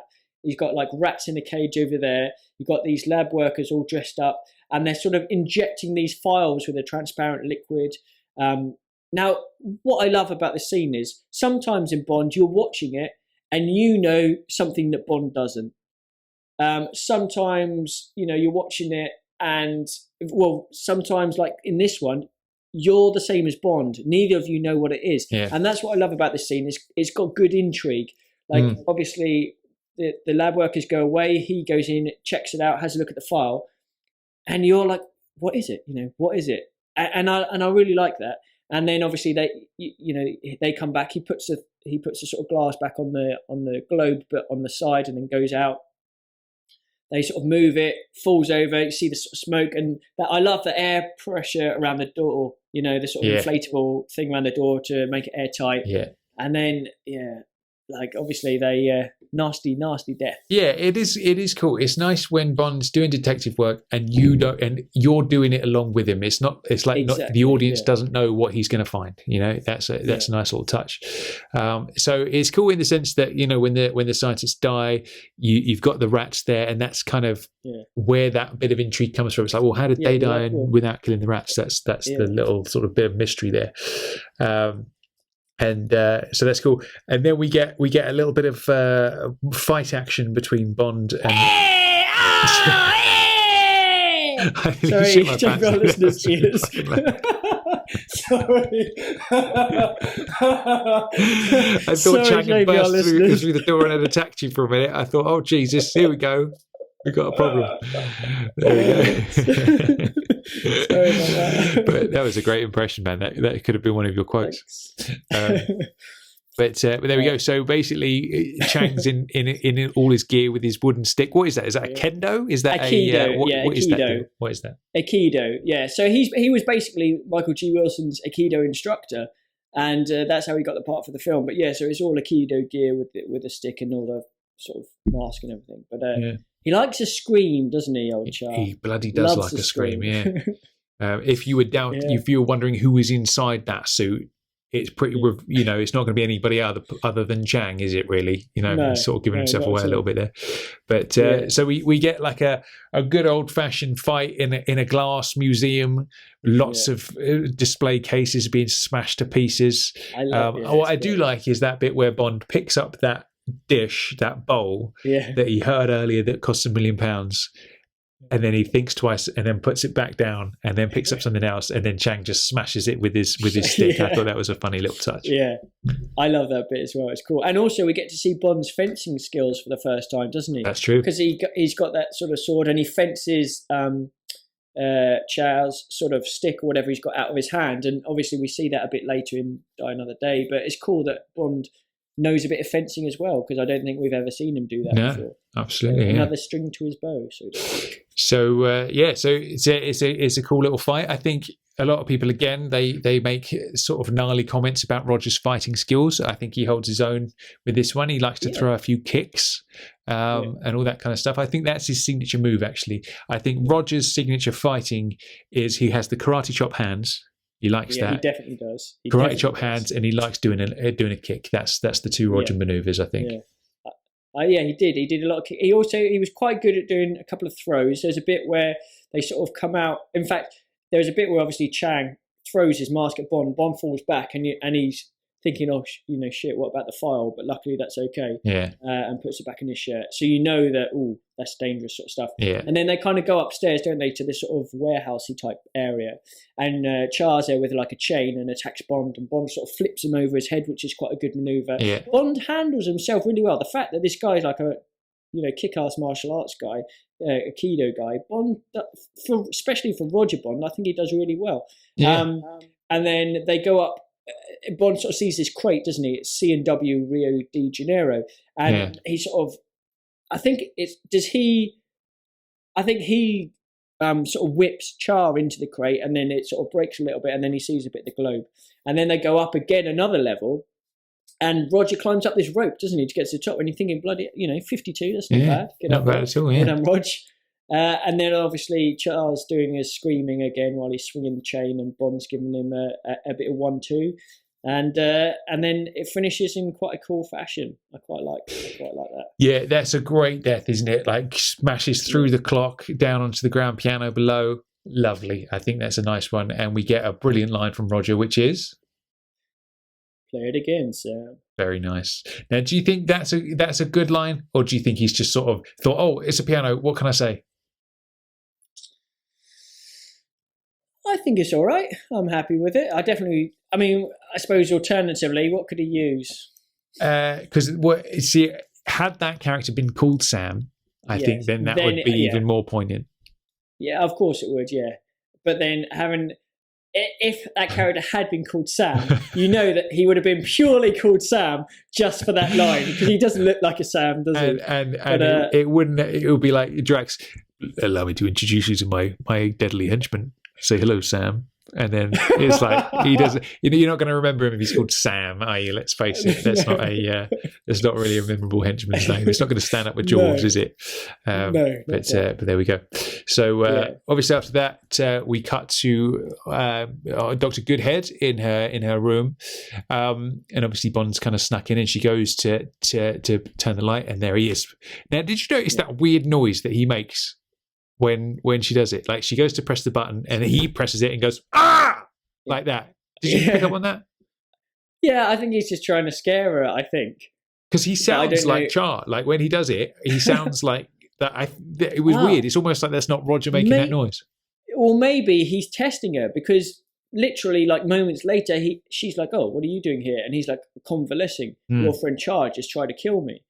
And it's almost like, well, maybe he was pretending to be Char to see how she reacted. Maybe, I don't know. Here's a question: what's the deal with Char? Is it Char or Chang? I always thought his name was Chang. So it's spelt Chang. So it's spelt Chang, or at least in the titles it is. But Bond and like Drax all refer to him as Char. So I'm not entirely sure. I wonder if he's friends with Kra. I think he might be. That sounds like a double team, doesn't it? Char and Kra. Yeah, they'd go well together. Yeah. That would be good. Yeah, I'm trying to think of any more, and I can only think of Bra, but I don't think there's anyone called Bra. No, sadly not. But there we go. Mum Ra. Throwing some Thundercats. Lovely. Yes. So this is something that I think is really cool, right? So obviously this is where Bond finds out that Goodhead is, a CIA agent, and there's that whole interplay where he finds all her gadgets, and he's, flame throwing perfume and all that kind of business. And that's kind of how it kind of comes out, standard CIA equipment and all that kind of stuff. But I kind of like how Bond and Goodhead work together. Obviously, it comes into its own in the second half of the film, which we'll talk about next time. But like, it's good to see she kicks a bit of ass too, and she's not one of those Bond girls where she just gives it up. They do bone, obviously. He's irresistible. It's just, you can't resist this man. But she's sort of playing him at the same game as well. So it's like, after they've done the business, he sort of gets up and sneaks out and all the rest of it. And as soon as that door closes, her eyes are open and she's on the move as well. You know what I mean? I like how there's that interplay between the two of them. I do. No, it's cool. There's an interesting bit actually. Obviously, when they sort of rock up and they're having a little chat, and there's a line that he says actually, which is really similar to later on in the film. Basically, he thinks that because he's suspicious of Goodhead, isn't he? Yeah. And obviously he mentions that her friend Char just tried to kill him. So is she involved? He doesn't know yet or not. Yeah. And he basically said that the thought had flashed across his mind that she was friends with him and obviously involved. And then later on in the film, he says something like, the thought had occurred to me where he's hanging off the cable car, which is quite similar. Yeah. But I digress. Yeah, so there's that suspicion there, which is quite cool. So when he's finding like the pen, like you said, the perfume, the diary with the dart, which is obviously quite similar to his wrist dart, the handbag and everything, would Bond as a British Secret Service know about all the CIA equipment? I would like to think so. I like to think it's kind of like when XXX said she saw the plans for the Lotus submarine car 6 years before or whatever it was, or 6 months before. I really like that little interplay. So I imagine it's the same thing. Bond, he's such a fucking know-it-all in this film, isn't he, old Roger? So I think he would have seen what the CIA get from their version of Q Branch, I think. But and there's a lovely bit where they're sort of having a snog and Bond saying, "Oh, so where are you going on from here?" And she's like, "I'm not going anywhere." And like he sees the airline ticket. Yeah. She's looking over at her packed bags already. Yeah. So that's really good. I definitely like Goodhead is a good character. She's a solid Bond girl. I like things like that where things aren't just spoon fed to you. Do you know what I mean? I like where there's that visual cue where, like, if you weren't, sometimes when you watch a movie, especially a long movie, and sometimes your mind just sort of drifts off to other things and you can so easily miss something. I love that where it's just, they're having that conversation and there he is, he sees the tickets, he sees the suitcase, but it's never mentioned. Like, you know what I mean? You didn't have to mention anything to sort of back that up. And I like that because, like, for example, that was one of my complaints about Skyfall when M's in the car and he flips open the gear lever with the red button and says, "Are you going to complain the whole way?" That should have been it. Do you know what I mean? Whereas M says, "Oh, go on, eject me," and I thought that was too spoon fed to us. You didn't need that. You didn't need that. So I like it when they sort of like they let you do that yourselves and put the two and two together. It's nice. Good stuff. So the next bit then is of course the next bit. So Bond is still in Venice, but he's obviously let M and the Minister of Defence know about this lab. Obviously, it's dangerous and everything like this. So there's quite a lot around here to talk about, really. So we see Bond, M, and Frederick Gray sort of rock up, go through to where the labs are, obviously through Vanilla Glass. First of all, there's like loads of people outside and police holding them back. So they obviously know there's something big happening, which is kind of, if you were trying to be sneaky about it and just show someone, you wouldn't want the whole of Venice to know that something big was happening, because obviously Drax knows what's going on. He's obviously going to know what's going on, and then he's got the chance to remove all the equipment and the lab and stuff. So that is a bit of a strange way to do it, first of all. But anyway, so they get in, they've got the old gas masks, he does the old tune on the keypad. They walk in, there's the same sort of headed statue next to the door, but the rest of the lab is just gone. It's just this open, opulent sort of old school style room, and standing by his table at the end is Drax, sort of knowing full well that they're about to return up, but acting as if he's completely surprised. What are you doing here, and sort of thing. So what do you think of this scene? I like it. There's a lot at play here. So it's like, okay, Bond obviously knows what's going on. He's gone to get M and Frederick Gray. So ultimately what would have happened is they would have gone in there, seen the lab and arrested Drax. That would have been, what the sort of the state of play would have been. And obviously Drax has outsmarted him and there's no sign of anything. Now, the next little part where Frederick Gray is totally embarrassed, goes up to Drax and says, on behalf of the British government, I apologize and all that kind of stuff. And then M says to Bond, "Well, I need an explanation, 007, which I know you thought that was a bit off, didn't you? That he said that to Bond in front of Drax. Yeah, I don't think he should have done. I think an M of old would have made a point of not saying it in front of Drax. If Bond, well, I'll go on to the next bit in a minute, but I wasn't too keen on that. So it's kind of like that scene in Thunderball, isn't it, where Bond says he saw Angelo this morning at Shrublands or whatever. Exactly. And M says, if 007 says he saw him, that's enough to start an investigation. Where was that M here? Where was it M? Back then, M would believe anything Bond said. Some guy's dead, but Bond's seen him. M backs Bond up immediately. Here, it's like he doesn't believe Bond. It's like Bond's obviously told him there's a laboratory, but yet M is, when Bond shows him the file when they're outside, M's like, oh, so there was a laboratory. And it's like, of course you're going to believe your man. Why would you not after everything that's gone before? I've got a little theory about this, Chris. Right? Okay. Let's listen. M is just kind of going with the motions of what's happened, in the sense that, okay, Frederick Gray is really pissed off and angry and embarrassed, right?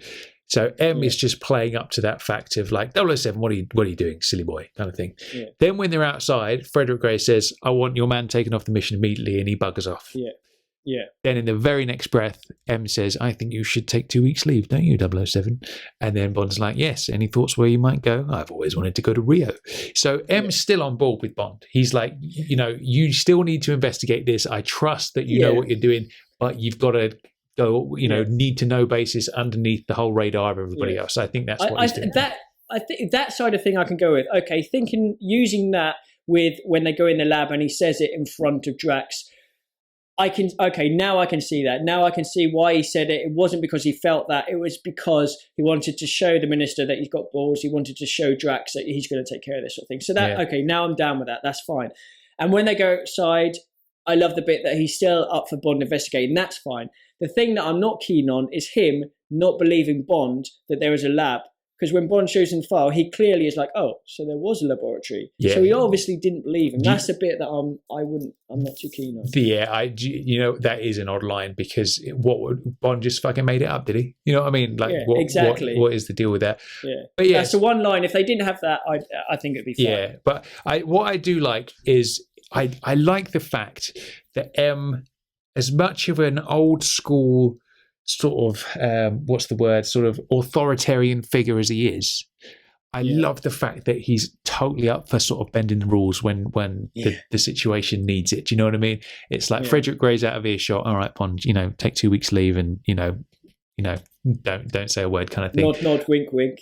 Yeah. I love all that, and that makes me love M even more. That he's not just this cold disciplinarian who's going to court-martial Bond for wasting his time and all. Do you know what I mean? He gets the job done. The M from Never Say Never Again. Yeah, absolutely. He's just a miserable old git. That one, we don't like him as much. But yeah, I love that thing, and there's that for me takes it right back to that brilliant sort of interplay between Connery and M back in the day, and just that mutual respect they have for each other. Bond's his best man.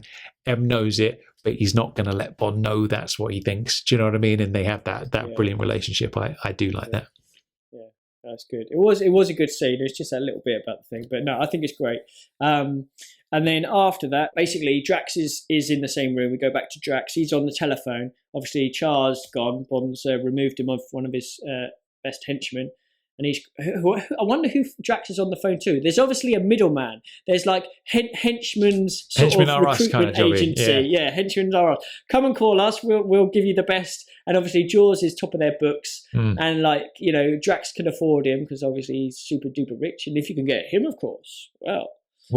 I think that there's a spin-off TV series. I think is the stories from that henchman sort of delivery service. I think that would be maybe that's what we should set up our business as. I'm sure there are loads of people out there that would love a henchman. Super villains who need some minions. We can sort them out. Yeah, absolutely.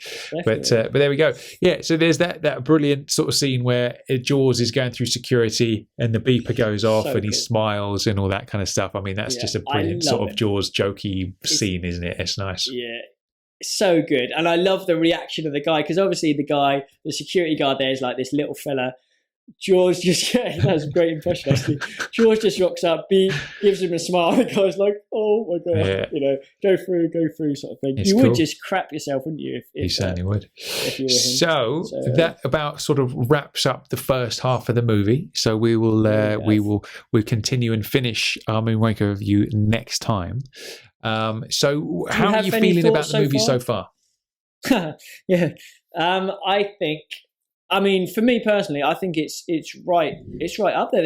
There's nothing that I've seen that's like. For me, it is great at the moment. We've seen Bond, like the amount of attempts on his life. With the centrifuge, the shooting. You've got the coughing guy. We've seen so many cool aspects to Drax. When we first meet him, the dogs. We've seen this laboratory thing. We've seen like innumerous amounts of hot women as well, here, there, and everywhere.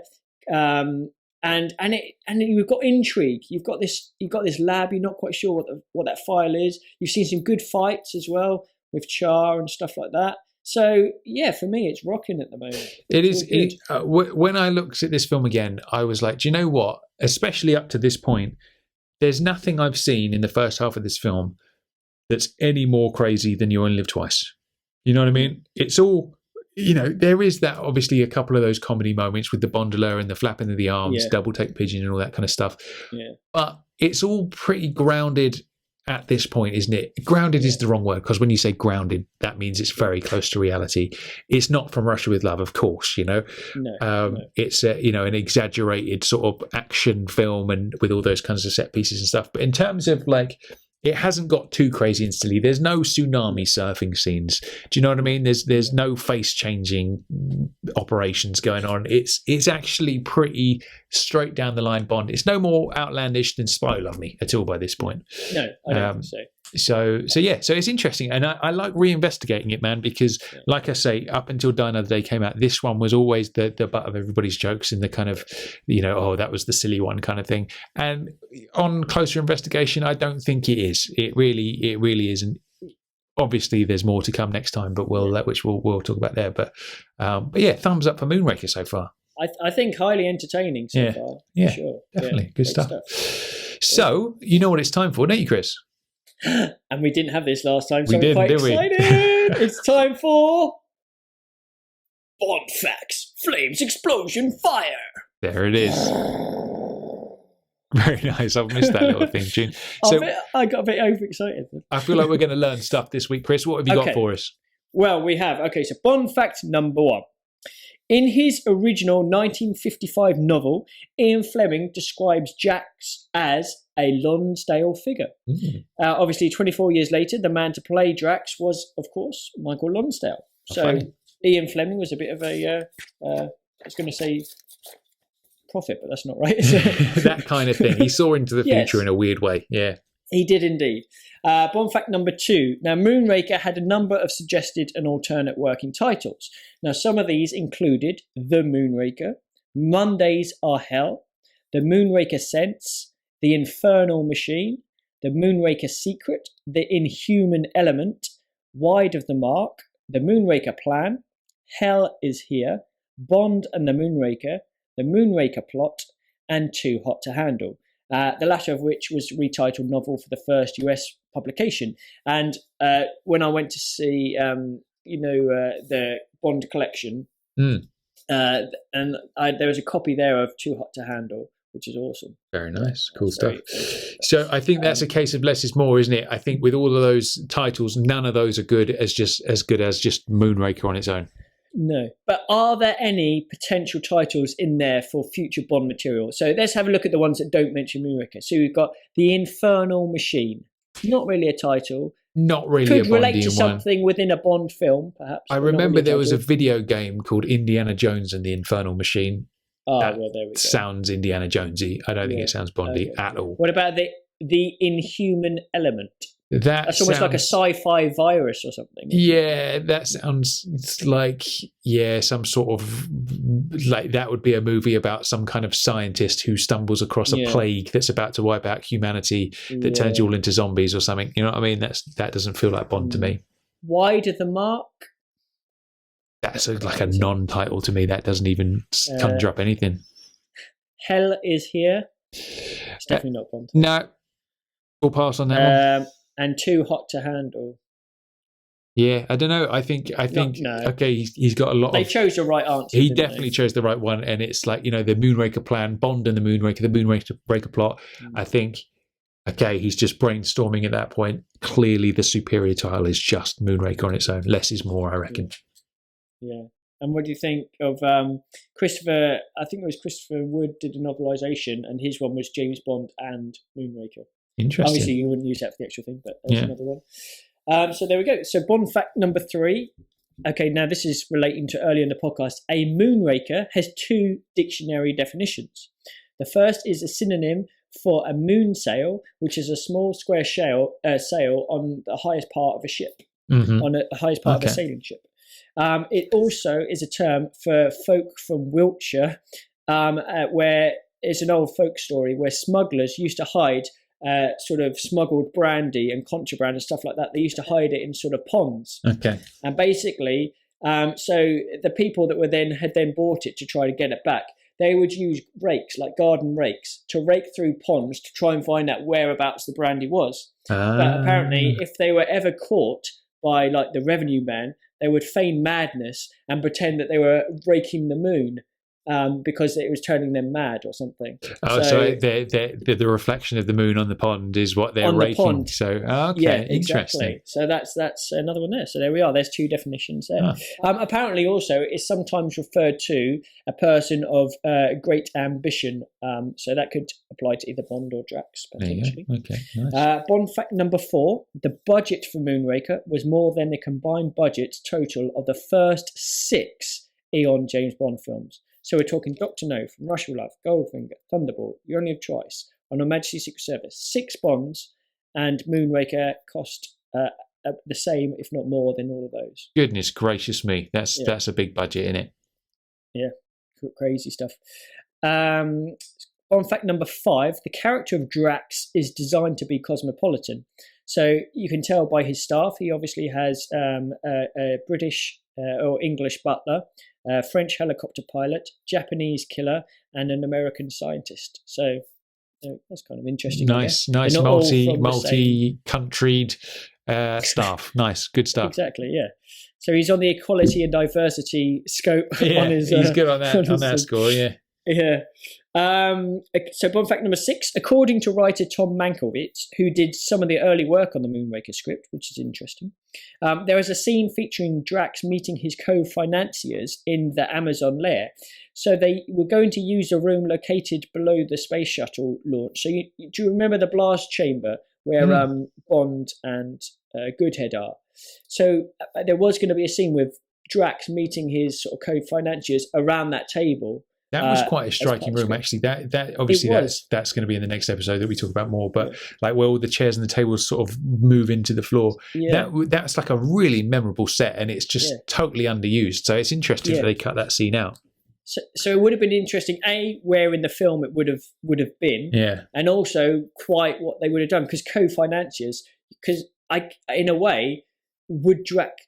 Is it better that didn't happen because Drax is so rich he doesn't need co-financiers? Or were they people that were trying to just be a part of his program? Who knows? But that was a part of it anyway. Interesting.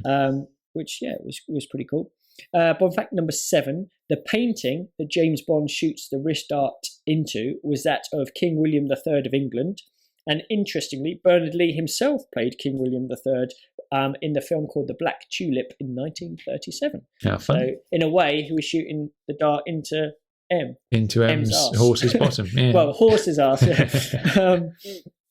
Finally, Bond fact number 8: Roger Moore's face was quite badly bruised when he was having intense bursts of air pumped into his face during the centrifuge scene. Now, there are some people in a bikini sports bar, apparently in America, who figured that they could do the same thing by turning like this high-powered, the hand dryers and stuff, the old school ones before air blades, into their face, and they could create the same effect. So I thought something that we could throw out to the JBR audience, as well as you and I, is that I think everyone should try and get a picture of themselves with like blasting themselves with a hairdryer or something, just something that can create that effect, and we'll stick a load of dodgy pictures of people with faces. Very nice. What do you think? Recreating the Moonraker G-force with a hairdryer or a hand dryer. I like that. I reckon some of the JBR hardcore listeners will be bang up on that. Yeah, I'm excited to see that. I think we should do it as well. What do you think? Very nice. Yeah, I'm down with that. Definitely. We'll see if we can get it ready in time for part 2. Nice one. There we are. That's Very Bond good. facts for today. Good stuff. Well done, Chris. I learnt a lot from that, as I'm sure our listeners did. So it's about time we answer our Bond trivia questions, don't you think? Bond trivia. Yes, let's go. So you asked first, didn't you, I think? Now, we essentially had the same question, didn't we? My We question of the day is, what piece of famous score from what film appears in Moonraker, and bonus points if you know when. Any ideas, Chris? Shall I ask you my question and then we can work it out together? Yeah, all right. So my question was, the musical notes heard when Bond taps the keypad to enter Drax's laboratory in Venice originate from what film? So, should we say it on 3 together? Yes. 1, 2, 3.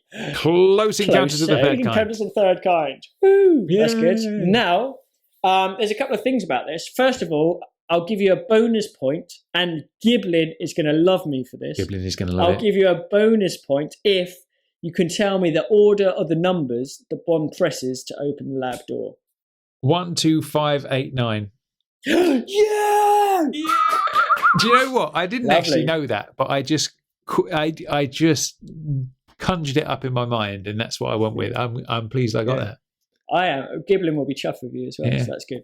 But there's a cool little story about this. So basically, obviously, that was Steven Spielberg made Close Encounters. Cubby obviously wanted another additional bit of this of something to do with space and the space theme. So he basically, spoke to Spielberg, who was a huge Bond fan and still is, and basically said, do you mind if we use your theme from Close Encounters for this little scene in Moonraker? And obviously Spielberg, big fan. Yeah, of course you can. That's great. Mm. And then it came to the 80s, like 5 or 6 years later, Spielberg gives Cubby a call and basically says, Cubby, I let you use Close Encounters, but I'm doing this film, it's called The Goonies, and there's this character in it, and he's like James Bond, he likes all the gadgets. Is it okay if they use the James Bond theme? And Cubby's like, yeah, of course. Which 5 notes of the Bond film would you like to use? Very nice. And Spielberg obviously realised his leg was being pulled, and then Cubby allowed him to use the Bond theme. So that's Very quite nice. a cool little story, that, isn't it? That is a cool little story. I like it a lot. I Nice. like it. Good stuff. Yeah. I feel like we've learned a lot today. So next up, it's time for the Guess the Quote round. Bond, James Bond. Well, that was a different delivery. I like it. It was. I was going to mix it up today. There we are. So I think you had the quote last time, didn't you? I certainly did. I'm going to just prepare myself. I'm just going to get ready for it. Okay, so here it is for you, Chris. Let's see if you get this one. Mamma mia, sto cesto. Okay. Straight away, I'm thinking Italian. Very good. What gave you that idea? I'm thinking spag bowl, a nice bottle of Chianti. Very nice. No, I think it's definitely obviously Italian. It sounds. Can you do it one more time for us, please? Mamma mia, sto cesto. That's so good. That's brilliant. Thanks. I love it. Okay, so Italy. I'm thinking. I've got a good fit. I'm going to put a stab in the dark. I think it's the part where Jaws and Co. in a car have been chasing Bond. This is in The Spy Who Loved Me. Yes. And basically the car gets cemented and they drive off this sort of hill, and the car ends up crashing into this little old hut, and there's a guy, this old man outside having a little bit of wine or port or whatever it is. Wine it must be.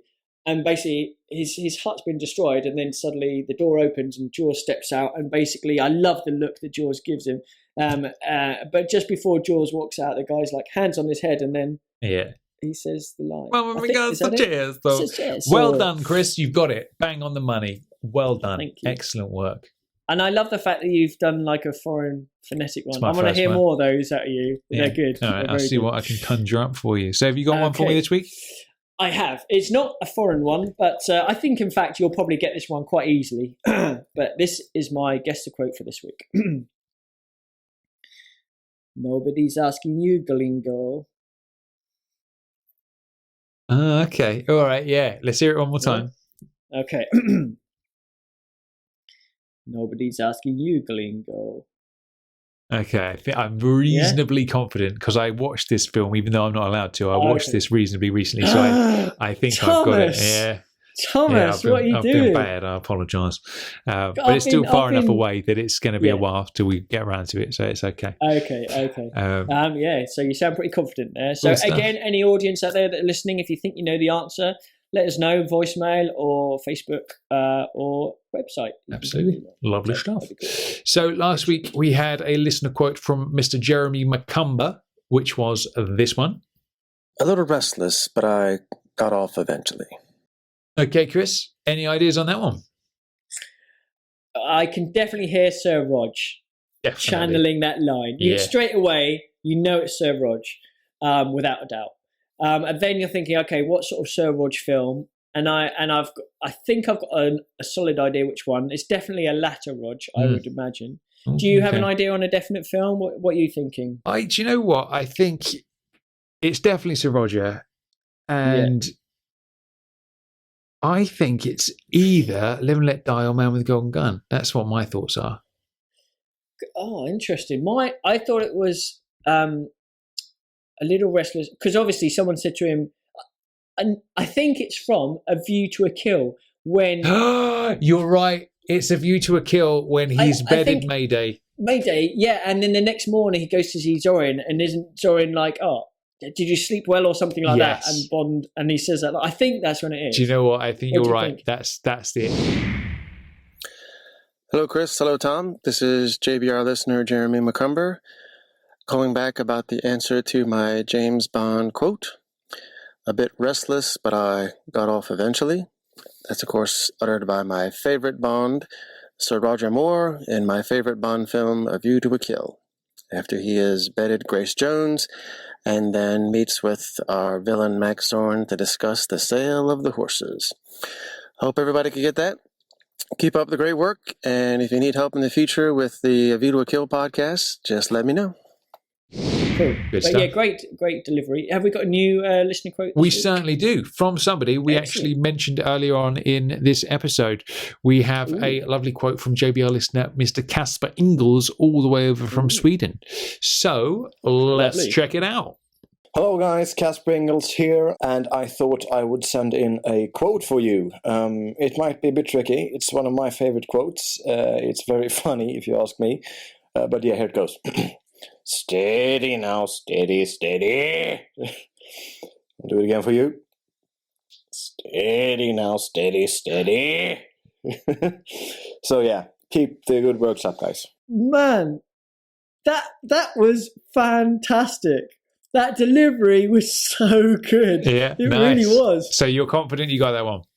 I think I know what it is, yeah, for sure. But it was really, really good. I do Great delivery, Casper. I do like the way he giggled to himself as well when he left that message. That amused me a little bit, where he's having a little laugh at himself. It's good. Very nice. Yeah. Thank you for that, Casper. Good stuff. Good. We will, of course, answer that next time. Very nice. Very well done. So, moving on to the next little segment, we have Guess Music Cue. This is where Chris plays us a tiny little nugget from one of the Bond scores, and we've got to guess which one it is. So, what have you got for us, Chris? Okay, so the one that we played last week, now, as a lot of people might have recognised, it had hints of the James Bond theme, but for me, I thought it would be quite a difficult one to get. So, any ideas, Tom? What did you think of it? Well, I tell you what, let's have a little listen to it, and then we'll have a little discussion.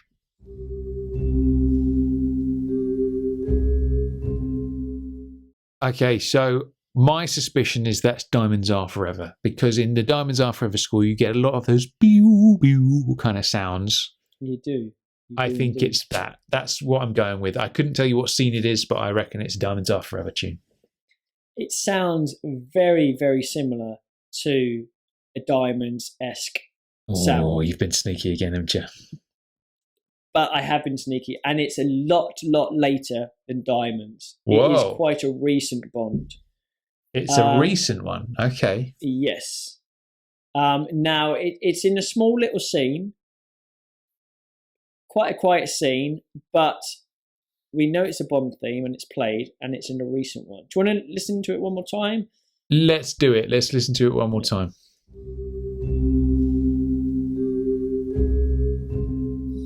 So, any ideas second time round? No, I'm stumped on that one. Okay. I think if I tell you it's a Daniel, does that help? No, because I assumed it would be a Daniel if you said it's a recent one, and I'm still.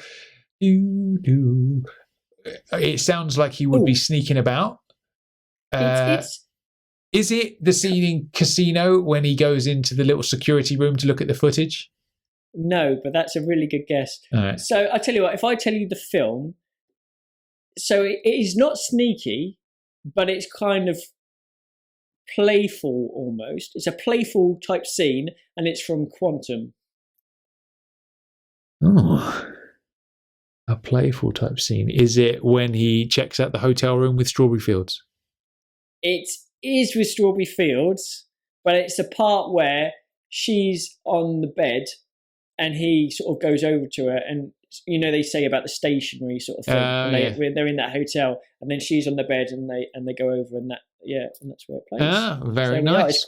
I think it's called Field Trip on the soundtrack. Very nice play on words there. I like what they did there. Very nice. So have you got a new one for us this week? We have indeed. First of all, if anyone got that, well done, because that was a super hard one. So congratulations to anyone who got that. Now, the one for this week, I think, will be a lot easier. I thought, I've given a couple of hard ones recently. This one's going to be a lot easier. I think straight away you'll know what film it's from. Probably you'll know what scene it's from. But let's have a listen. Okay.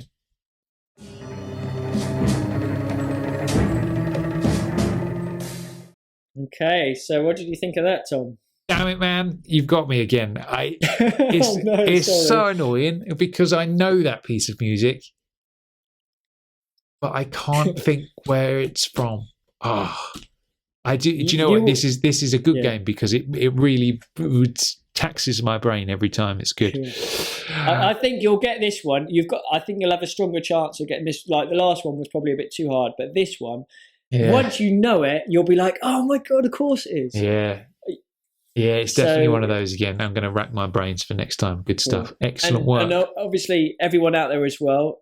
Once again, any ideas, let us know, and you'll find out next week if you're right. Lovely stuff. Okay, so next up, it's time for Complete the Lyric Section. Very nice. Now, if I remember correctly, it was your lyric last time, wasn't it? It was, and I believe you were very confident in getting it right. As you're kick-ass with the lyric section. Thanks very much. So for any new listeners, this is where we have to guess the next line of the piece of lyric. It's not the title of the song we're looking for, it's the following line, which is harder than it sounds. Okay. So lay it on me, brother. So deadpanning, we have all I wanted was a sweet distraction for an hour or two. Had no intention to do the things we've done. Oh, spot on. Look at that. Yeah, thanks very much. That I feel like I need one of those football rattles. You certainly do, man. You certainly do. That is a song I sing to myself all the time. In fact, I was doing it this very afternoon. Really? I don't know why I latch onto that one, but I do. There's something about it that just makes me sing it all the time to myself. Can I ask, when you are singing your Bond songs or you're singing, what song is it, by the way? We're an all-time high, squeedy dee dee dee dee. Yeah. So when you are singing all-time high or other Bond songs, are you in the shower, in the bath? Are you washing up? Are you getting ready for bed? What are you doing when you're generally singing general these songs? day-to-day stuff. I could be walking between rooms to go and make a cup of tea or something, and then I won't sing the whole thing. It will just be a couple of bits, just a few bars, and then I'll carry on doing whatever I was doing. Yeah, that sounds class. I'd love it if I had housemates who would just like get on random Bond songs and just sing it out in the background. What I might do is plant like little recorders in every room. And then like a laser activated sort of thing where you walk into a room, suddenly a random Bond song will start playing. What do you think? Just implant it into their brains, like incept it in there just to get it moving. Yeah, I like it. I'll do that. Very nice. Yeah, sounds good. So have you got a lyric for me? I certainly do. My lyric of the day, I think I'm going to catch you out with this one again. You catch me out all the time with these. Well, I think I think this is going to be another one of those. So my lyric of the day, deadpanned with no melody, is yes. Until that day until the world falls away. Ooh. So there we have it. So again, we're not looking for the title of the song. It's the next line we need. And that's taken me about 4 or 5 months to get to grips with that very concept, but I'm finally there. It's a good one. Good stuff. It is a tough one. Yeah, absolutely. Yeah. So, Chris, to round out today's episode, it's time for Bond Celebrity Deathmatch. Now, if you're not familiar with this little segment, we basically draw 2 cards at random from the James Bond Top Trumps and then muse on what would happen if those 2 characters had a fight. And this has been running for several weeks now. So round 1 is over. We're in round 2 now. We've had We've had a lot of matches. A lot of characters have fallen by the wayside. Last week was Jaws versus Knick Knack. Jaws eventually got to Knick Knack. Knick Knack obviously would have given him a run around. He's very agile, very quick, and very small. But ultimately, Jaws just doesn't stop coming. And ultimately, Knick Knack was vanquished. So, I like that. Vanquished. Very good. Oh, very nice. So just before we go, speaking of Jaws, now I might have mentioned this on the podcast before, but something I used to do when I was young. Have you ever put your hands together so you interlock your fingers, not all the way to the bottom, but say towards the middle knuckles? Okay. And then put your fingers together. Yeah. And then open your hand and face it towards you. Yeah. And then you can see that your fingers look like Jaws' teeth. They do, don't they? I think you need to get a little bit closer, but yeah. And then you know the way that Jaws' teeth look, how they're sort of square, sort of cog almost. Yeah. Have you ever done that before? I haven't. Do you know what? I've done the one where you do it with your friend's hand and then it looks like a vagina. That's the one I've done. So when you were like 7 or 8, you were around making vaginas and I was making Jaws' teeth. Yeah, there you go. That says it all, doesn't it? But no, that's very true. It does look like Jaws' teeth, doesn't it? Yeah. So I just do that at home. I'll hold that up to the camera so you can see. I don't know whether that looks right. But yeah. Okay. Well, I tell you what, if you could get some like tin foil to do it, then you'd be right on the money. Anyway, I just thought I'd throw that out there. I didn't know if I said that before. I enjoyed it. Good stuff. Okay. So we'll do the same thing again. I'll do some flicking through the pack. Lovely. Tom will say stop. I'll pick a card. We'll do it again, and then we'll see who is battling who. Lovely. Are we ready? Oh, we are indeed. Let's do it. Okay. Ready, steady, go. Stop. Ooh. Okay. And we'll go for the next round. Ready, go. Stop. Okay. Do you know what? I always get quite excited about this, just finding out actually who's fighting. Yeah. I really do. Okay, so in the red corner we have,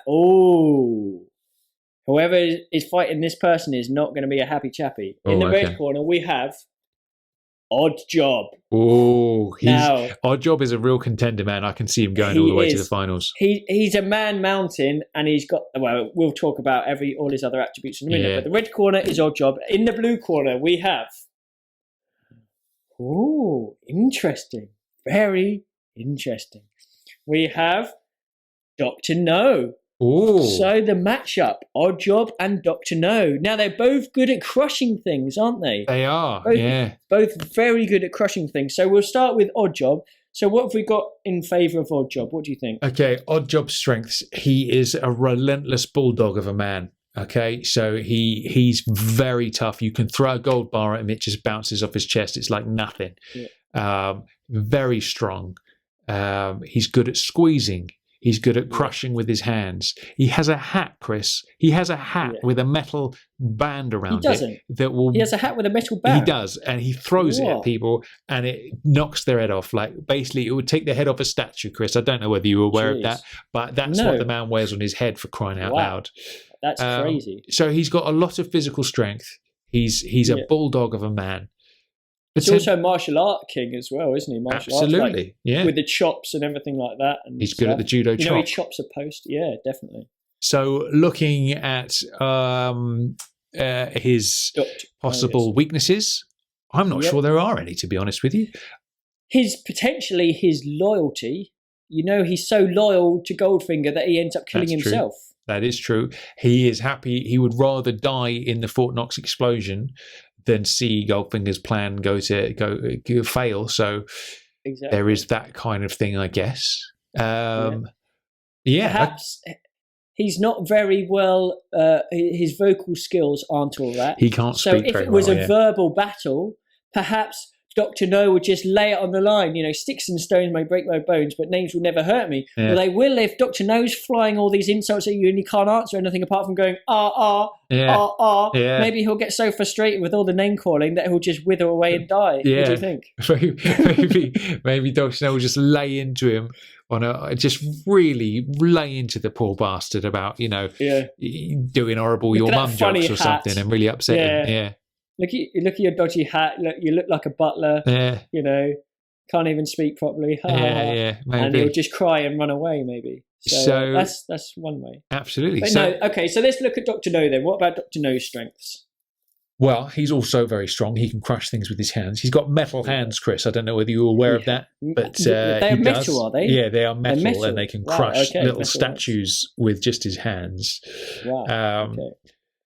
Other than that, he is an agent of Spectre, so he himself is a minion. He's not the boss. He has a base with a dragon tank. He does. And that's right.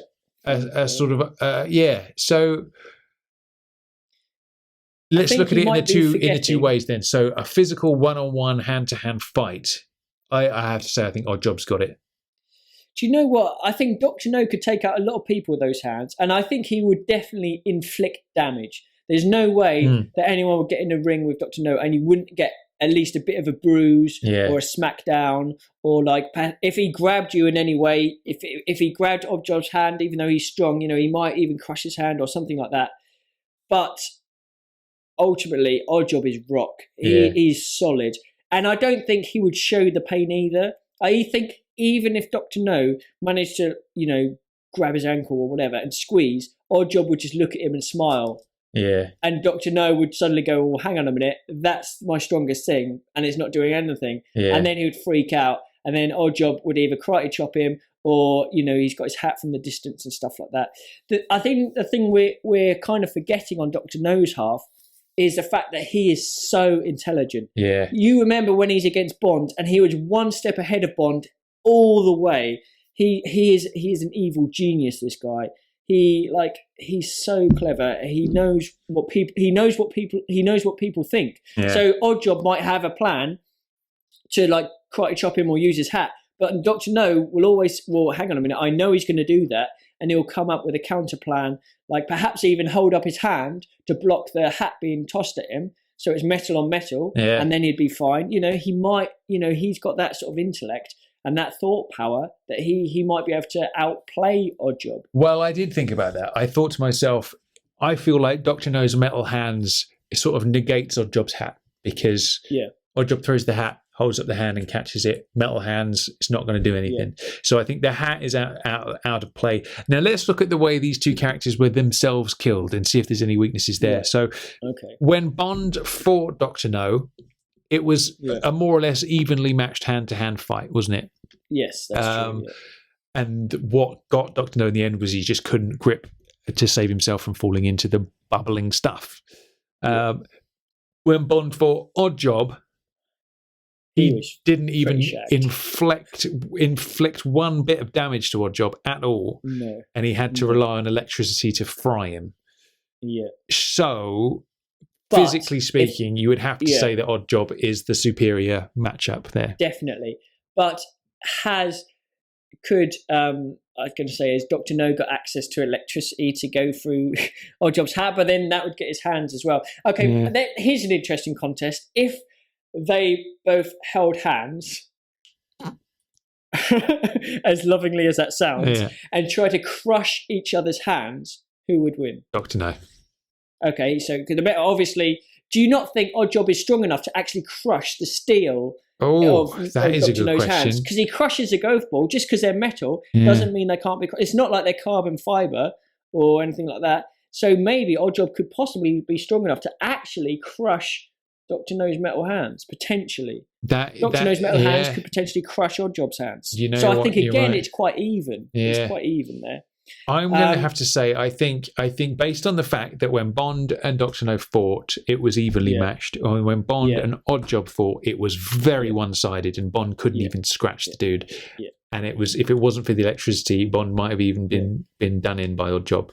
That's true. So my vote is that Oddjob beats Dr. No? Because I'm struggling to find a way that Dr. No would get him. Unless he was... The only way that this would happen would be if he was Goldfinger, and obviously Oddjob would die for Goldfinger. Yeah. But because he's not, he's Dr. No, Oddjob isn't associated with him in any way. I think you're right. Oddjob would overpower him, I think, in pretty much every field, plus the hat to top it all off. I know the hands and everything. But yeah, I'm more than happy to put Oddjob through if you are. Right, let's do it. Oddjob wins Let's today. do it. Congratulations, I tell Oddjob. you what, the big hitters are coming through now. We've got Jaws and Oddjob going to the quarterfinal. Yeah. So there we are. Oddjob into the quarterfinal.